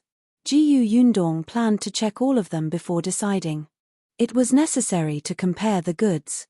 The broker acknowledged the order and led them out. Once the door was locked, he led Jiyu Yundong and her father to the third house. Unexpectedly, when they walked to the room next door, the woman they had seen previously also came out. She nodded slightly at them and left with her head lowered. The broker walked in front and didn't notice. Jiyu Dajiang seemed to be considering the advantages and disadvantages of the 2 houses. Only Jiyu Yundong keenly noticed that the woman had secretly winked at her father. Damn it, they had only met once and this woman was already trying to seduce her father. Jiyu Yundong's face instantly darkened. She turned back to look at the second family and instantly ruled out this option. What a joke. After buying the house, her father would spend most of his time in the academy. Her mother would live in this house. If this woman had feelings for her father, wouldn't she find an opportunity to bully her mother? Madame Yang was not very vigilant against people. Chapter 621, decided Jiyu Yundong shivered and quickened his pace. The broker took them to the third house. This one had 2 courtyards. It was smaller than the previous one, but it was not bad. There were also shops around. There was a little noise, but it was very convenient to travel. What satisfied Jiyu Yundong the most was that there was a well about 10 meters away from the house. It was very convenient to get water. There was a river just beyond the end of the alley behind the house. It was also convenient to wash clothes. This place was very suitable for living, but it was not suitable for studying. Jiyu Yundong walked to Jiyu Dajiang's side and asked him softly, "Father, which of these 3 houses do you think is the best?" She thought that Jiyu Dajiang would choose the first school. The atmosphere there was the most intense. Unexpectedly, he pointed here and said, "This house is the best. It's neither big nor small, and it's convenient to go out. If your mother wants to go shopping later, there's no need to go far away. If your mother wants to talk, there's no need to suppress her voice. Also, this courtyard can grow flowers for your mother." What Jiyu Dajiang didn't say was that Madame Yang used to like to plant flowers, but when she was in the Jiyu family, conditions didn't allow it. Later, when they arrived at Yongfu village, Jiyu Yundong did not know that she had such a hobby. She only saw her mother sometimes holding a kettle and watering the fruits and vegetables in the courtyard. Jiyu Yundong was speechless when she heard Jiyu Dajiang's reasons. She paused and asked hesitantly, "Father, don't you think that the noise will affect your studies?" Jiyu Dajiang was stunned. He laughed and said, "The noise? You think this is noise?" In the past, it was noisy in Jiyu village. When I was an accountant, there were countless customers coming and going in that restaurant. They kept talking every now and then. Yet, I was still able to read books, right? Jiyu Yundong slapped her forehead. Yes, her father had never been afraid of noise. He had long developed a bronze skin and iron bones. Moreover, this was a house with 2 courtyards. He would be reading in the study at the back and there was almost no sound. This one, then? Jiyu Dajiang nodded. Seeing that they were whispering, the broker did not disturb them. Seeing that they were almost done with their discussion, he smiled and asked, "Master Jiyu, Miss Jiyu, have you thought about it? Do you like any of the 3 houses?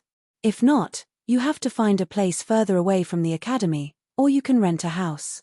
However, it's always inconvenient to rent a house. The main reason is that if the owner suddenly don't want to rent the house anymore, it's very troublesome to find another house." Jiyu Yundong nodded. "What's the price of these 3 houses?" The broker knew that there was a chance when he heard that. He quickly said, "The first house is close to the academy. Although it's only 1 courtyard, it still costs 1,200 taels. The second house is big and it's a 2-courtyard house. Moreover, it has just been renovated and costs 1,700 taels of silver. As for the third house, it's also a 2-courtyard house, but it's a little small. It costs 1,500 taels of silver." Jiyu Dajiang was shocked. So expensive? This was almost comparable to the property prices in the capital, right? Jiyu Yundong also frowned, but she was more or less confident. This was the prefectural city, and weren't the houses here equivalent to school district houses? Modern school district houses were expensive, and ancient school district houses were not inferior. Moreover, Tianhai Academy had been here for 100 years. Didn't the houses around here get more expensive every year?